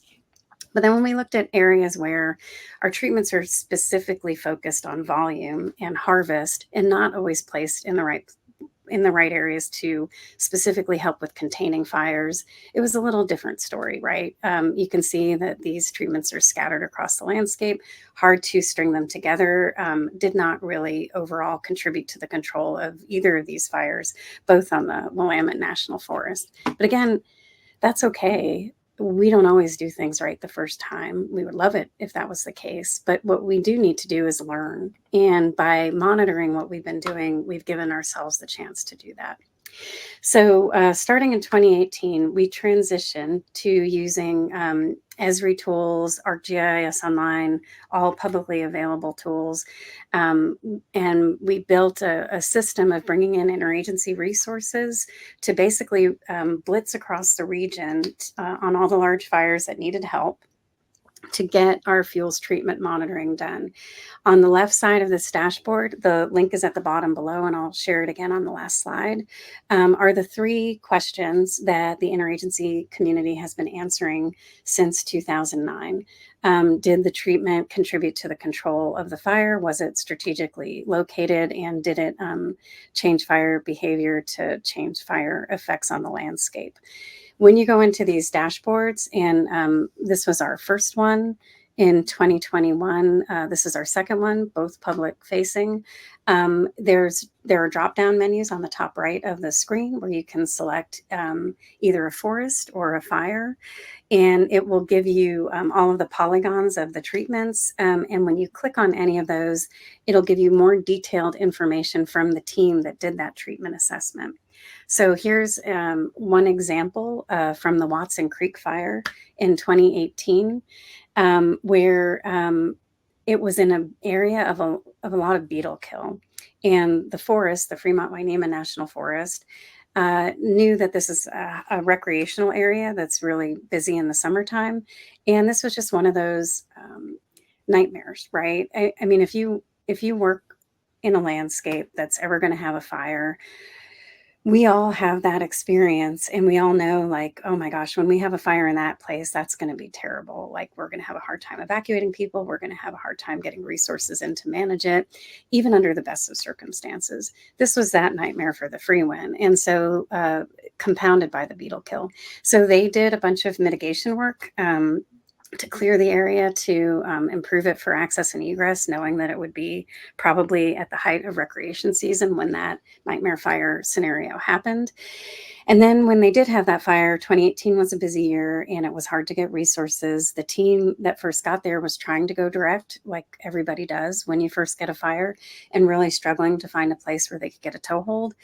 And then they took a breath and thought about what we've been talking about, and they used our fuels treatments, and they were able to string those together to contain the fire safely. And on the image on the left, that's the close-up from the dashboard. All the green polygons are those treatments, and then the red lines are the fire perimeter. So you can see again, quite a large percentage of that fire perimeter was contained with those treatments, and it made it easier for the team to get it done quickly. When you can contain it with the fuels treatments, a lot of times we reduce the need for committed resources for response on the landscape. We have a success story from another forest, from several forests actually, where a fire that might have taken a whole month to really manage took a week or less, because we use the treatments. And that also means a whole lot less smoke for those communities too, because the duration of the fire is shorter when you're containing it more quickly with your pre-treated areas. Another example of how we've been using these to adaptively manage is from the Colville National Forest up in Washington State. And on the Colville, they have an amazing mill and infrastructure where they're really doing a lot with commercial harvest of small diameter materials. Very nice to see, because that's always kind of the red herring for all, well, not the red herring. That's like the golden solution for everybody that's somewhat evasive, especially when subsidies are lacking. But when we did the fuels treatment effectiveness assessment for the Colville, and you can see it a little bit in that picture in the center from the unit, there's a lot of slash on the ground, and that made it ineffective when we had to suppress that fire. It made it very resistant to control. It didn't really affect the landscape in the way we would have wanted. In this diagram on the right, from the 2018 dashboard, the pink means we answered no to the questions, and then that block of text on the left is another example. The block of text and the picture, when you click on the polygon, those are that's the information that will show up. And it's a detailed assessment from our field crews that went in. We try to get everybody out there and monitoring before the snow flies or the rain starts, so that they can get an accurate understanding of if the fire and the fuels treatment interacted in a positive way, and it's something that we can learn from to replicate in the future, or if we have a lesson to learn from that. In this case, the lesson was we were not keeping up with our activity fuels from harvest. We needed to have a different staffing model to make sure that the slash got treated in a timely manner, so that these were effective treatments given the pace and scale of our wildfires increasing in these landscapes. And they did that, and they become a model for staffing for the rest of the Pacific Northwest region. So in terms of adaptive management success, just a really simple timeline. We had about 400 interactions in 2017. By 2018, we had over 900 discrete interactions between our active veg management treatments and wildfires. And in 2021, we had over 1,500 interactions. Again, that's not just because the fires are getting bigger and taking up more of our landscape. It's because we're using these treatments more consistently when fires present themselves. So it's a combination of things. Your fuels treatments won't be effective if they're not put in the right places, right? But then, like Anthony mentioned, because of what we've been doing and sharing it with partners and sharing it through our friends at Esri, other states have seen what we've done. And again, we've made it very easy to adopt, not as easy as skip stuff. If you just get your NIFC login, you have a world available to you there. But this is just basically a simple protocol using off-the-shelf information to help us all do better every time we have the chance. So Washington Department of Natural Resources has taken this and created a statewide approach to doing their fuels treatment effectiveness assessments. But California has been in the news for the massive investments they've been making in proactive treatments, especially prescribed fire, on their landscapes. And just like Anthony's been saying, as part of that return on investment need to be responsible to our taxpayers, CAL FIRE wanted to create a monitoring protocol to go along with all of their treatments. One thing that I run into with folks all the time is we all want to do, what is monitoring and what is research, I guess, might be a way to talk about it. We all want to count every stick. And if we don't count every stick, we feel like we're not doing a good job. I would love to count every stick, but you sure don't have to do a good job. And sometimes we overthink things, which prevents us from actually getting something done. You can always start small and build big as time goes on. Sometimes when we start with too much complexity, those systems become impossible to maintain over time too. So CAL FIRE, this is, if you just Google CAL FIRE fuels treatment effectiveness, it'll take you to this landing page, which shows you a dashboard that looks like all the other great dashboards in the world, but very similar to what we've done in Region 6, but with a CAL FIRE amazingness to it. If you go to this landing page and you scroll down on the right, there's a link to the dashboard directly. They've already done assessments from the fires in the LA area in January of this year. And they, every time they do an assessment, everything will show up in their dashboard like you saw in that first slide. But then they're also creating these shareable assessments that go in a little more depth with a little more analysis and narrative of what the team saw there. That goes through their communication shop, and it takes a little bit of time between when things are live in a dashboard and when these are getting released. But what an amazing product it is, and what a tremendous resource. I'm always so glad for all of our partners because, again, we all evolve much better when we work together and get lots of different voices at the table and then are able to hear all those voices. So, so thanks to all of you for what you do. And thanks, Anthony and IAFC, for having me here to talk to you today. Here are some of those web links. The one at the bottom is my blog, which talks a little bit more about my research and what I'm working on. And if you want to learn more about vapor pressure deficit a little more, there's some more links in there for that as well. Plus some tools and other parts of my blog that I've been experimenting with to help us learn to read that fire environment a little better. So with that, I will stop sharing. Thank you. Thanks, Dana. Round of applause for Dana.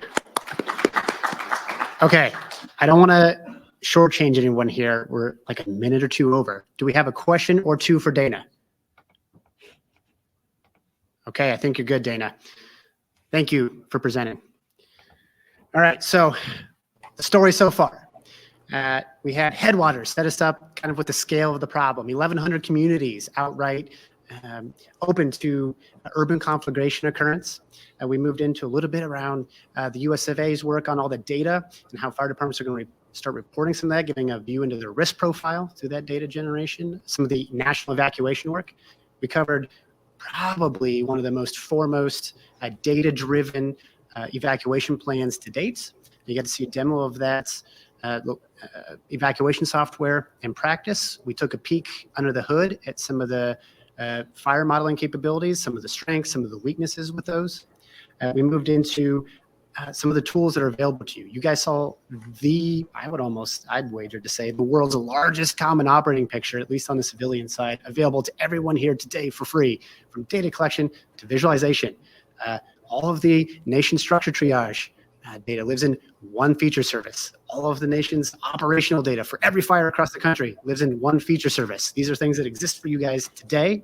And then we're getting into a little bit more of the, what do we do ahead of the fire, right? We talked about treatment efficacy. So I have grand visions for this workflow to be done in a community, right? All of these home hardening efforts that we're funding, they're great. Do they work? I don't know. There's a lot of research that says that 0 to 5 foot zone is pretty freaking important, right, for creating a defensible structure. So it would be great.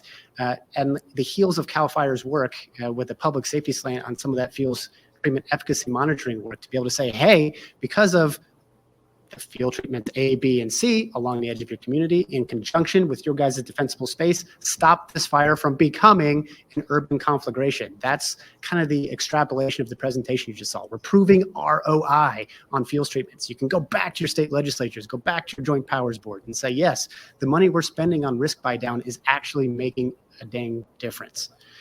So that's kind of where we're at to this point. We've got all this data, we've got all these field treatments, but where does it live? Remember I mentioned community wildfire protection plans earlier? We've got a bit of a vehicle to house a lot of this information already. And so we're going to pivot just a little bit to that end with Bailey Scott.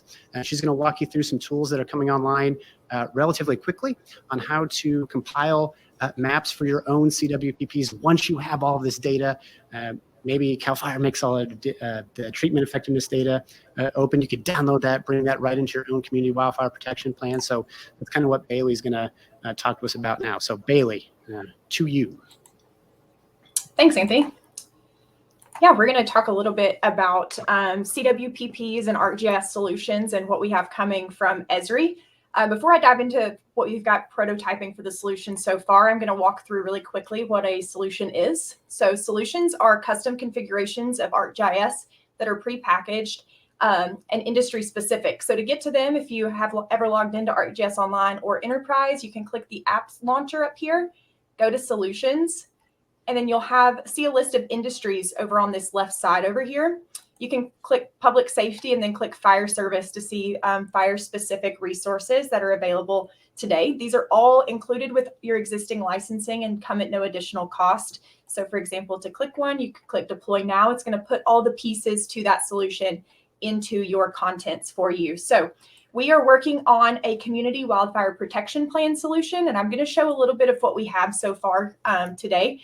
I will preface this by saying that we are not done with this.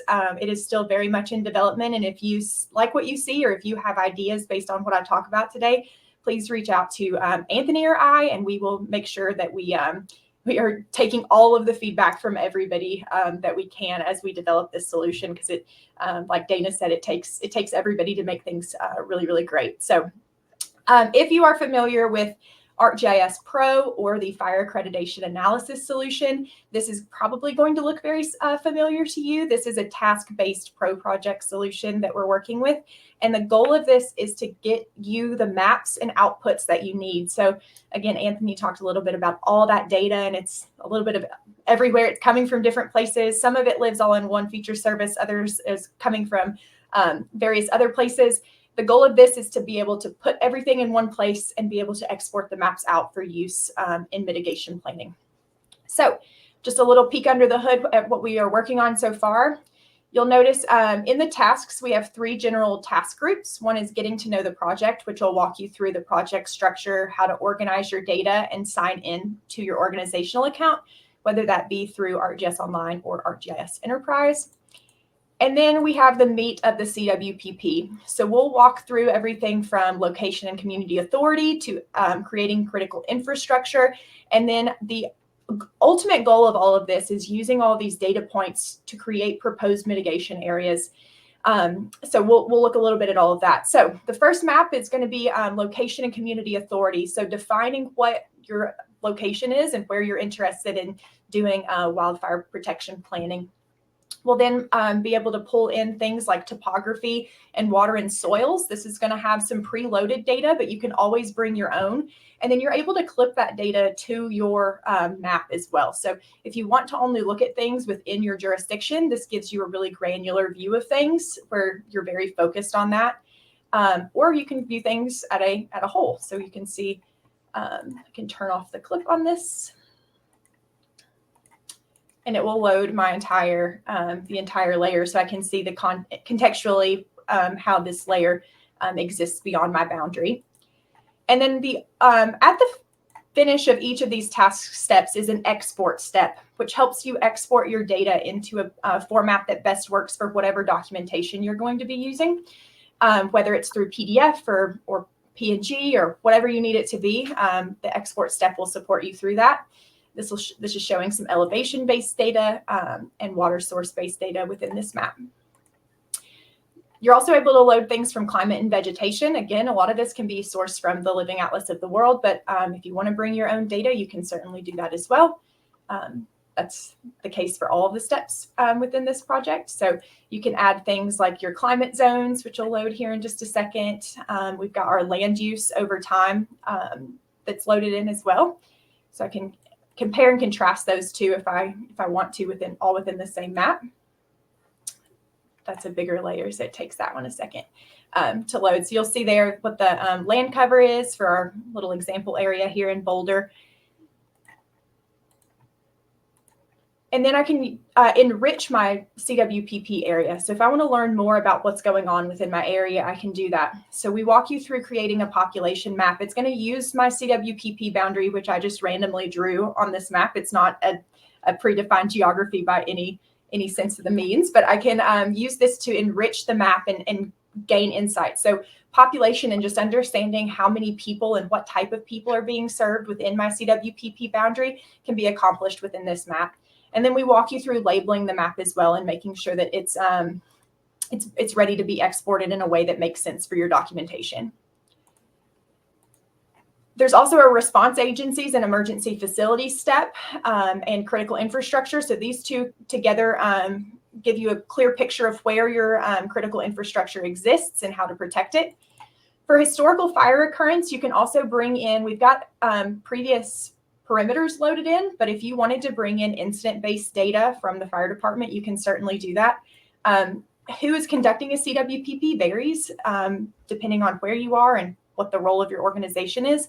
So if you have the ability to access an RMS or one of the federal fire repository systems, you can load that data in. If not, you can use previous point and perimeter-based data that exists in places that have already been discussed today.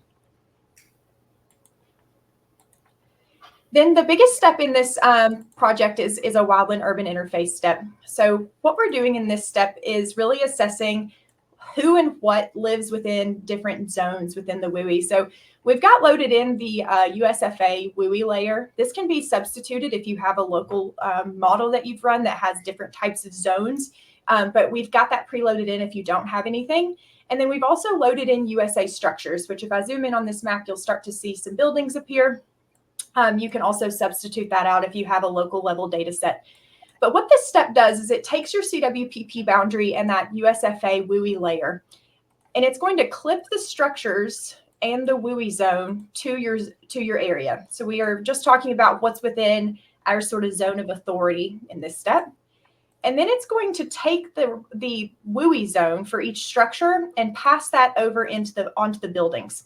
So now each building is assigned a WUI area. So I know that these buildings in red are in the ignition zone, the ones in the orange are in the wildlands, and the ones in the yellow are in the ember zone.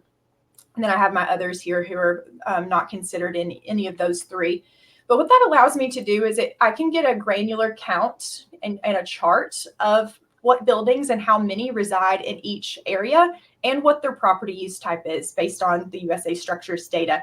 So I can see here, if maybe I want to just focus on ignition zones and wildlands.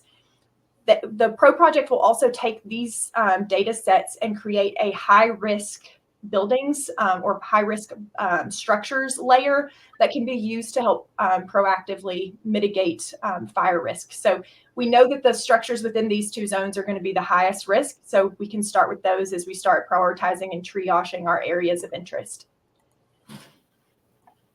The final step in this is a proposed mitigation step. So using all the previous steps that you've done and curated, you can load data onto this map and then create your own proposed mitigation areas. So that step that I used before with the WUI, if I wanted to load in my high-risk areas, I can then create quickly a proposed mitigation area and give it a type. So if I want to do home hardening or defensible space, I can create that. And then I can take these areas and use them within the community risk reduction solution to actually assign a wildfire-specific mitigation program to those. So this is a great example of two solutions sort of working together for one common good. You've got your planning application here within ArcGIS Pro, and then your CRR solution, which enables you to actually take action on that within that. The final step of the solution is a publishing of the web maps. So you can publish any or all of these web maps up into ArcGIS Online. And then the solution will come with a viewer application so that you can electronically view those maps. You can insert them in a hub page if you'd like. You can take those and put them within the CRR solution if you'd like. You can use those across whatever that you need. So yeah, I'll take any questions or comments or anything like that on the solution so far. Questions for Bailey? Bailey, this is going to be available, what, 2 weeks? All right, put it on the spot. It's internal development here. Any questions for Bailey? So the hope here is that any of the data that you've already got generated, any of the information that we just talked about throughout the course of this morning is going to live someplace, right? And a lot of it's well suited to be included within a community wildfire protection plan. And this is the steps that's going to walk you through and hold your hand to generate those actual maps to display how you see fit. That could be in a hub, that could be in a PDF, however you guys want to display your all the data that we've just kind of walked through today. It's up to you, but this is going to hold your hand and step by step walk you through the process in ArcGIS Online, ArcGIS Pro to get that work done. So any questions for Bailey? She's writing it right now, so she's the person to hold their feet to the flames. Hey, I just want to mention too that if anybody's coming to CRRL conference in Glendale, the Community Risk Reduction Leadership Conference, Bailey is going to also be leading an effort there during our FireDAWG meeting about how to incorporate CWPP into your entire, CRR program as well. So if you come in there, be sure to come to FireDAWGs on that Monday of that week, okay? All right, very good. Thank you, Bailey. Thank y'all. All right. The main event, I say the main event. We have yeah, we need the drum roll and the trumpets. We're very fortunate today to have Dr. Lori Moore-Morell here in the room to kind of bring us home.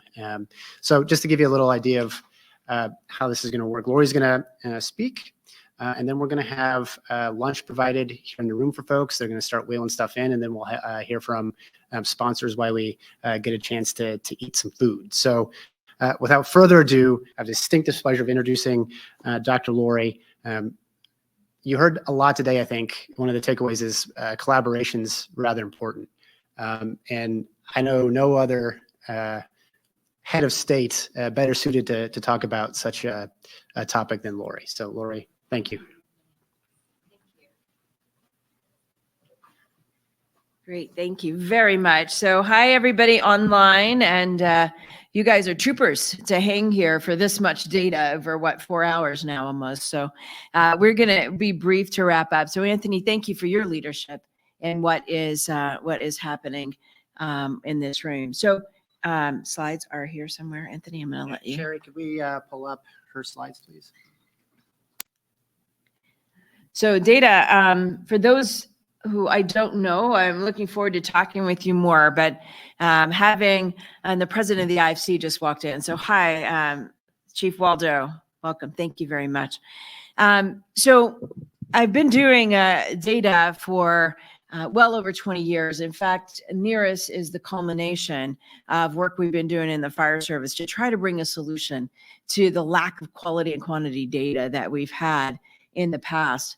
But as you all are seeing the innovation today, and everything you've witnessed today represents a piece of innovation, what's important to remember is that we don't lose sight of why. Why are we in this? Why do we want to have data in the fire service? What is it? What's the purpose? And I always go back to the basics. And I think that's important, is the why is back, and why are we doing any of this? And we have to go back to the very core values of the fire service itself. And those core values, these were established by a collaborative effort of the national fire organizations, probably about, it's been about 20 years ago, before the NIST studies. Now, does anybody remember the NIST, the staffing studies? You guys have any idea what I'm talking about? No, because see how new? Okay, then there's a couple of you, Kevin.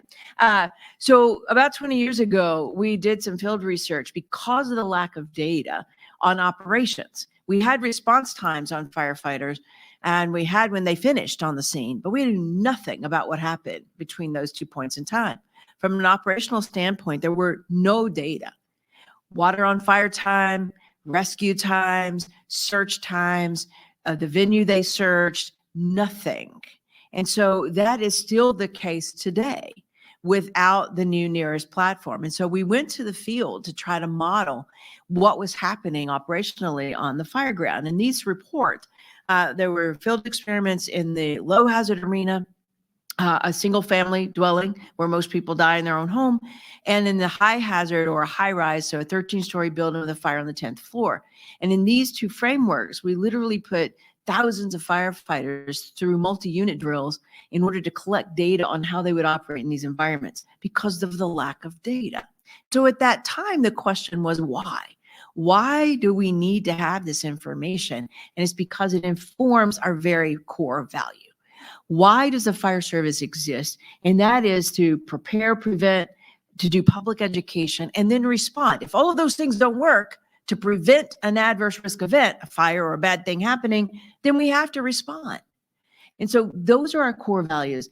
And then as we look at that and focusing on response, the question is, how must we do that? Well, we want to make sure that it's quality, but also efficient, effective, and safe. So it's by those criteria that we do everything we do in the fire service today. That's how we want to make sure that your data are informing those core values and giving us the capability to do it that way when we have to respond. And so everything we do in the fire service wraps around this. And so the key to having data and using data products is to ask, what piece of this do they deliver? What piece of this do they bring into the non-traditional framework that we're in today? This is an old quote for sure, but it's playing out more and more that data are in fact like oil. It can be turned into different things. And as we see AI come to be, without data to inform the models, AI doesn't exist. AI is not just created out of nothing. It has to have information to train it to become a model. And what we're all hoping is that those models are not being trained incorrectly, or that you get to a generative place that the AI is generating its own models, right? So these are the kinds of things we're concerned about, but the data have to inform that. So even the most advanced capability we have for analytics today still require an input of very basic data to train it. And so this is absolutely key. And the quote still applies today to any kind of data that we are using and providing in the new data tools that are being created. So how do we overcome a lot of the data silos? And so one of the things that Jeff Doolin and Anthony had asked that I talk about is to make sure that we don't end up with a lot of data silos. Because how many of you in the fire service have bought several pieces of software because one software didn't do everything you needed it to do? Right? So that's how we have operated for years. I needed a piece of software for, to be able to put data into the legacy system in first. I needed a piece of software for fleet management. I needed one for health and safety tracking. I needed one, on and on and on we could go. And so all of this is going to continue to play out if we don't think about data fusion. Now, this data fusion concept was the very premise of NERIS. You heard that from Rebecca this morning. So as we were thinking through, NERIS is not a database. NERIS is a data platform. It's an analytics platform that does data fusion or data aggregation to be able to mine it for intelligence. That's the whole premise. And so as we talk about data and data products, we want to make sure that we're carrying that concept into other products. How do you partner with someone else to make whatever you're developing, whatever information you're bringing forward better, because of the collaboration, that we find that synergy that makes us all better, right? From the fire service standpoint. And so with the data fusion, a lot of it, I mean, you guys, this are sort of not rocket science here. It's sort of, as you think through fusing things and putting things together, what do we see? Well, we are going to get better quality. We're going to reduce our uncertainty, because when you fill gaps with data that was missing, and today we talked about, as you saw, these great modeling products, then what is missing? They're only as good as the data that inform them. And if the data are missing, then the model's incomplete. And one of the huge caveats we have right now is that we don't have building code data on structures throughout this nation. Everybody goes, how can that be? We don't have building code data to know which structures were built to code. No, we do not have building code data to know which structures are built to code, unless you have an insurance group like VeriRisk, who's in the room, who's gone and inspected, and they know the building materials. They know if it was built to code. And so these independent little pods exist. But do we across, even your state fire marshals, do they know? No. Can you use proxies about, oh, well, what law existed at the time that structure was built and work your way through it? Yes, you can do some of that, and people are doing it. But this is an example of where we still have huge data gaps that are leaving us with lack of information. So we're having to use proxies and do the best we can to fill those variables in our algorithms.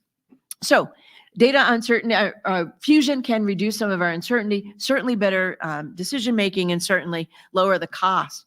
And so with that, one of the things that I always encourage our vendors, the folks who are working on these data solutions to do is understand that this is not a competition, though yes, it is. Some of them would say, no, it has got to be a collaboration.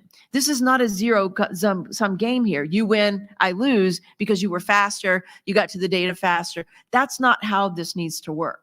We have to reduce some of the silos that are starting to be created with the competition and understand that we're better together. The synergy that's going to come and bringing solutions forward to the fire service is going to require this kind of collaboration. Now, I'm going to point to another example for you. Right now, we are looking at a massive insurance overhaul because of events like the LA fires. What's going to happen with insurance because they can't model risk? And a lot of them cannot. And they say they can, but I just told you, we don't have enough information to truly model the risk environment. So how do they know to insure, and where do they insure, and how do they reduce their risk? Because they're in this to make money. They don't want to take risk that's an adverse impact on their profitability. And so that's the very discussion that is happening right now. And so where's the thinking and synergy around this? Well, some of those who are doing some of the reinsurance right now, because that's where the market is going, is they are doing what's called a data swarm. Have you ever heard that before? You might have heard of swarm technology, but data swarm is where they're taking models from a lot of different places and running them together to see if they can get a best case scenario. So no one model that exists. And so that's what I'm talking about with data fusion. People who are finding a way to do this collaboratively are finding that synergy that is better informing their own models. And that's who's going to get ahead of the game. So if you want to talk about competition, the one who shares, the one who learns to fuse and aggregate, that's who's going to be in front. Now, I put this here because I had anticipated several vendors in the room, many of you working on data projects. And so I say to you, do you see your piece of the data story up there? Each of you will find and identify, we just heard GIS, right? We've got sensors, I know, in the room. We've got others who are bringing different pieces. We heard social vulnerability earlier today. So these kinds of data pieces, this is the premise of data fusion. We put this together, and that is going to give us a very different mineable story for intelligence versus one piece. Now, each of those have their own value. Don't get me wrong. I'm not taking the value away from any piece of data. But if we put them together, the intelligence is much greater. And for the first time, we're going to start to see some satellite information from low Earth orbit satellites that are going to give us satellites that were launched in the last few weeks, new information that we can ingest. Who's going to get that? Who's ready to use that kind of data in their products as well? So some of the examples that we have across the industry already, the Internet of Things, we've seen it with parking structures. How many of you pulled into an airport and it automatically tells you where there's an available space, right? And gets you to your point quicker. So all of these things that are using multiple forms of data to be able to inform. Healthcare certainly does it. So think about all the different testing that have to be fused. Surveillance and security. Business intelligence for sure. So we've seen data fusion before. Why not around wildfire? And so thinking about this and how we put together the data and how we decrease silos across the space is going to be important. So some of the examples that we have that of efforts that are ongoing even now around data fusion, the Earth Fire Alliance that I just mentioned to you. They're here, they're present. You're going to hear some of them speaking, some of the representatives that are here. But Earth Fire Alliance has done a great job at collaborative thinking about what they're going to do with that data, what kind of data they're going to produce, and who are going to be the users. So they're a data producer. They're looking for data users, right? And so these are the collaborative relationships that we want to see going forward. The same thing's happening with XPRIZE. Is anybody familiar with the XPRIZE competition for wildfire? So XPRIZE, thank you, Anthony. XPRIZE, if you're familiar, if not, make sure you Google it. But XPRIZE was responsible, if you're familiar with SpaceX, right? That was one of their first competitions. And SpaceX evolved out of this competition. So it's in a competition for technology to address what they call wicked problems. And so wildfire 2 years ago was determined by XPRIZE to be one of these significant problems that needs a competition challenge, a tech challenge, right? You've heard of hackathons. So it's that, only it's development. So this is the kind of challenge that they have applied to wildfire. Well, what happened was there are a lot of teams that registered to say, yes, I want to bring a solution. And there's two different areas. There's one for detection and one for suppression. And so these teams all registered and they're competing for an $11 million prize. And so this competition happened and they all signed up and they had hundreds of teams. Well, now what has happened is as these teams began to develop their solutions, they met and they listened to other presentations and now they're coalescing. The teams are combining. So the original teams, you'll have 4 of those now in one team. And so they saw this synergy of their own solution, what piece they could bring, and they started to identify these various pieces. And now the teams have coalesced. So if you looked at an XPRIZE team, and you guys look at this later, and you'll see that across the team now, all of these various company logos because they've coalesced as a single team. And so bringing a solution is not easy if you're on your own, but collaboratively it can happen. And then fire departments, how does that apply to you? Think about mutual aid. How are we informing mutual aid? I know there are some of you that maybe live in communities that are takers rather than givers. And that's what it's come down to. The data is really going to inform us on how to better do and administer mutual aid. The same thing with our prevention. When we get nearest operational and it becomes at the conversion of becoming the national data platform, Infers is going away. Nearest is going to be the national data set. It is going to inform us on a fire problem that we don't even know what we don't know today. And so when it does that, it's going to change our prevention efforts. It's going to change what we address. Today, we think we have a cooking fire problem because that's what the bad data, I was going to say another word, the bad data have told us, right? Because all of you, when you put in your data, the first thing that's there is an appliance. So it's in alphabetical order. So everybody collects food on the stove or appliance. And we all think we got a cooking fire problem. It's only because firefighters don't want to do that 250 list of drop downs to go find what was really on fire. And so we know the data are bad. And so this is the kind of thing that we want to talk through. So what do we not know? And that's where this is going to happen. It's going to really inform us some more. So what does that mean? Well, we're going to look at a continued data-driven future, and we have to continue to increase this integration in our everyday activities. We've got to be able to allocate money to this. So fire departments need to focus, and we've said this for several years, and it's really coming to fruition. You have got to have a budget for data. You've got to have a budget for a data analyst. You've got to have a budget, perhaps larger departments for a data scientist. You need to be able to ingest and use the information that's going to be in front of you.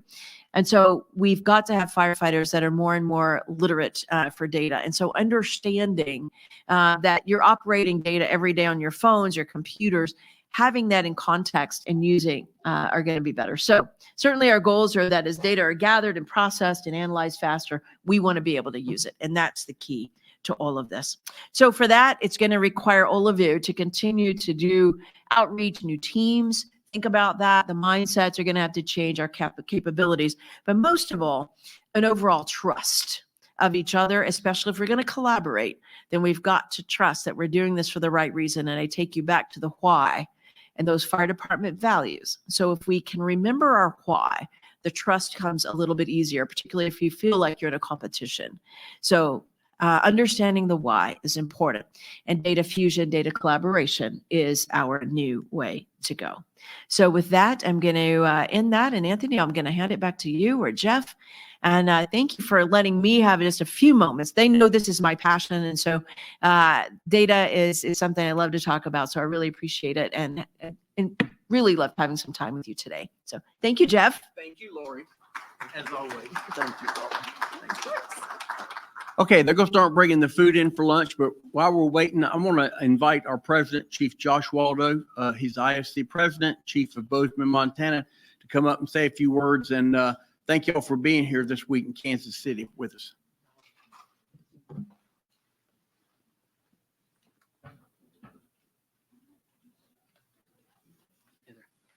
Well, good afternoon, and thank you for being here with us this week at undoubtedly one of the most important conferences that we have throughout the year, as wildfire continues to be one of the biggest challenges that we see in our nation.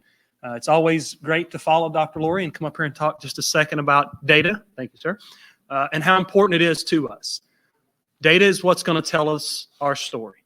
And data is going to help us decide on where we put our efforts and our funding and energy as we move forward trying to address wildfire. So I'd want to just say thank you for being here this week. Thank you for continuing to engage in the FireDAWG program. It's extremely important to a lot of the work that we do here within the IFC. So I'll be here all week, happy to connect, answer any questions that you might have. Obviously, don't want to stand between you and lunch at this moment, but just want to say hi, and we'll see you throughout the week. Thank you.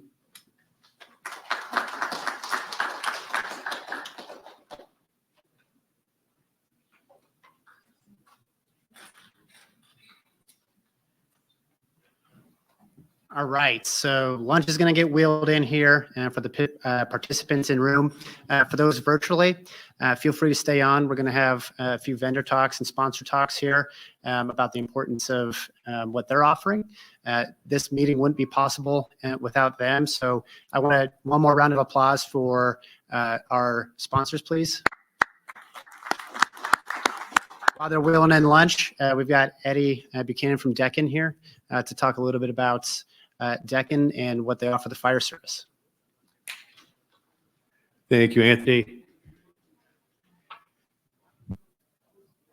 Good, well, we'll call it good afternoon at this point. My name is Eddie Buchanan. I'm with Deccan. If you're not familiar with us, we are a data analytics company. We work with a lot of kind of major metropolitan fire departments is really our wheelhouse. We do predictive analytics, real-time optimization, those types of things. We are really not involved in wildfire.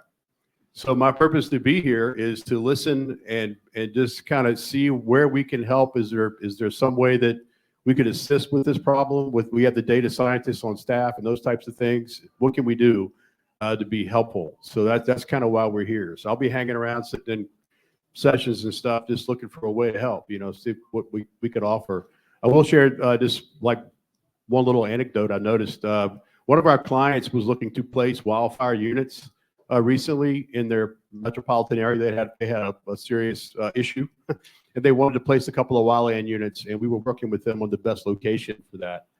And it was interesting because the way the data sets were working for them at the time, we really had no way to differentiate between what was a real legitimate fire, like a wildfire, or was it just smoldering mulch, right? Just with the data that they had. So we had to do some additional analytics to try to sort that out as to what was real and what wasn't, and be able to really, I think the battery's going dead on that one, to really be able to identify what were legitimate issues. I was looking in the nearest data set this morning, and I was happy to see that we'll have a much better way to identify what are real issues and what are not. So that having that new data standard is going to be fantastic for a whole host of reasons. But and the other thing I'll mention, I also host a podcast on fire engineering, fire service data, and tech talk. And some of the resources you saw this morning, I've already featured on the show. So if you're looking for a way to go back and grab it, like for example, Anthony was on, I think it was like last month, talking about some of the resources. And I was equally surprised to find out that these things existed for free. There's a show airing next week where we'll talk about common operating picture platforms that are also free. Things I had no idea, right? So those resources are there for you. And I'm also looking for people that do cool things to have on the show. So if you're doing something interesting related to data, I'm certainly all about I want to hear about that and maybe get you on the showdown range. So like I said, Decans is here to support and listen. And if you have any questions, we'll certainly be happy to help. So thanks and enjoy the conference.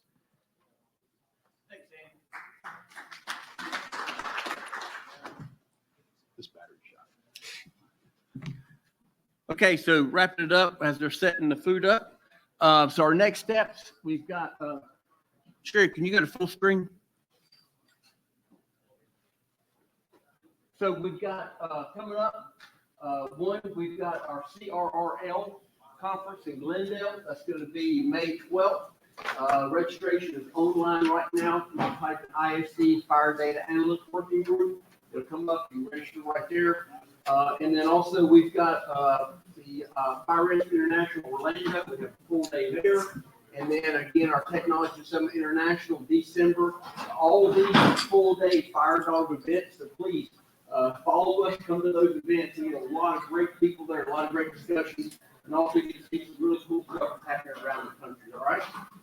So thank you very much for attending. If you registered, you will get a link for the recording for this, so you can watch it. You can share it also with your friends and family and coworkers. All right. Again, one more thing. Okay. Anybody here, if you're in the fire service, you need to register for the National Cancer Register. Okay? Take that QR code, see me, I'll give you a card. Takes you 2 minutes to register. It's the best thing you can do. We're talking about data. We've got to collect more data to protect the next generation of firefighters. As well, if you're in the registry, there's some benefits for you. So take the time, 2 minutes, register for the National Firefighter Cancer Registry. It's going to save somebody's life one day. All right? So again, thank y'all very much for being here. Enjoy lunch and sit in fellowship and socialize. I know that Dr. Lori's still going to be here. Chief Walden's going to be here.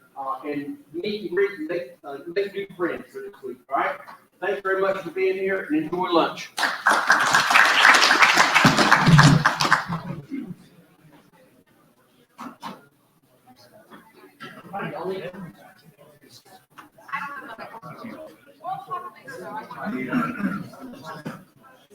I really tried to stay away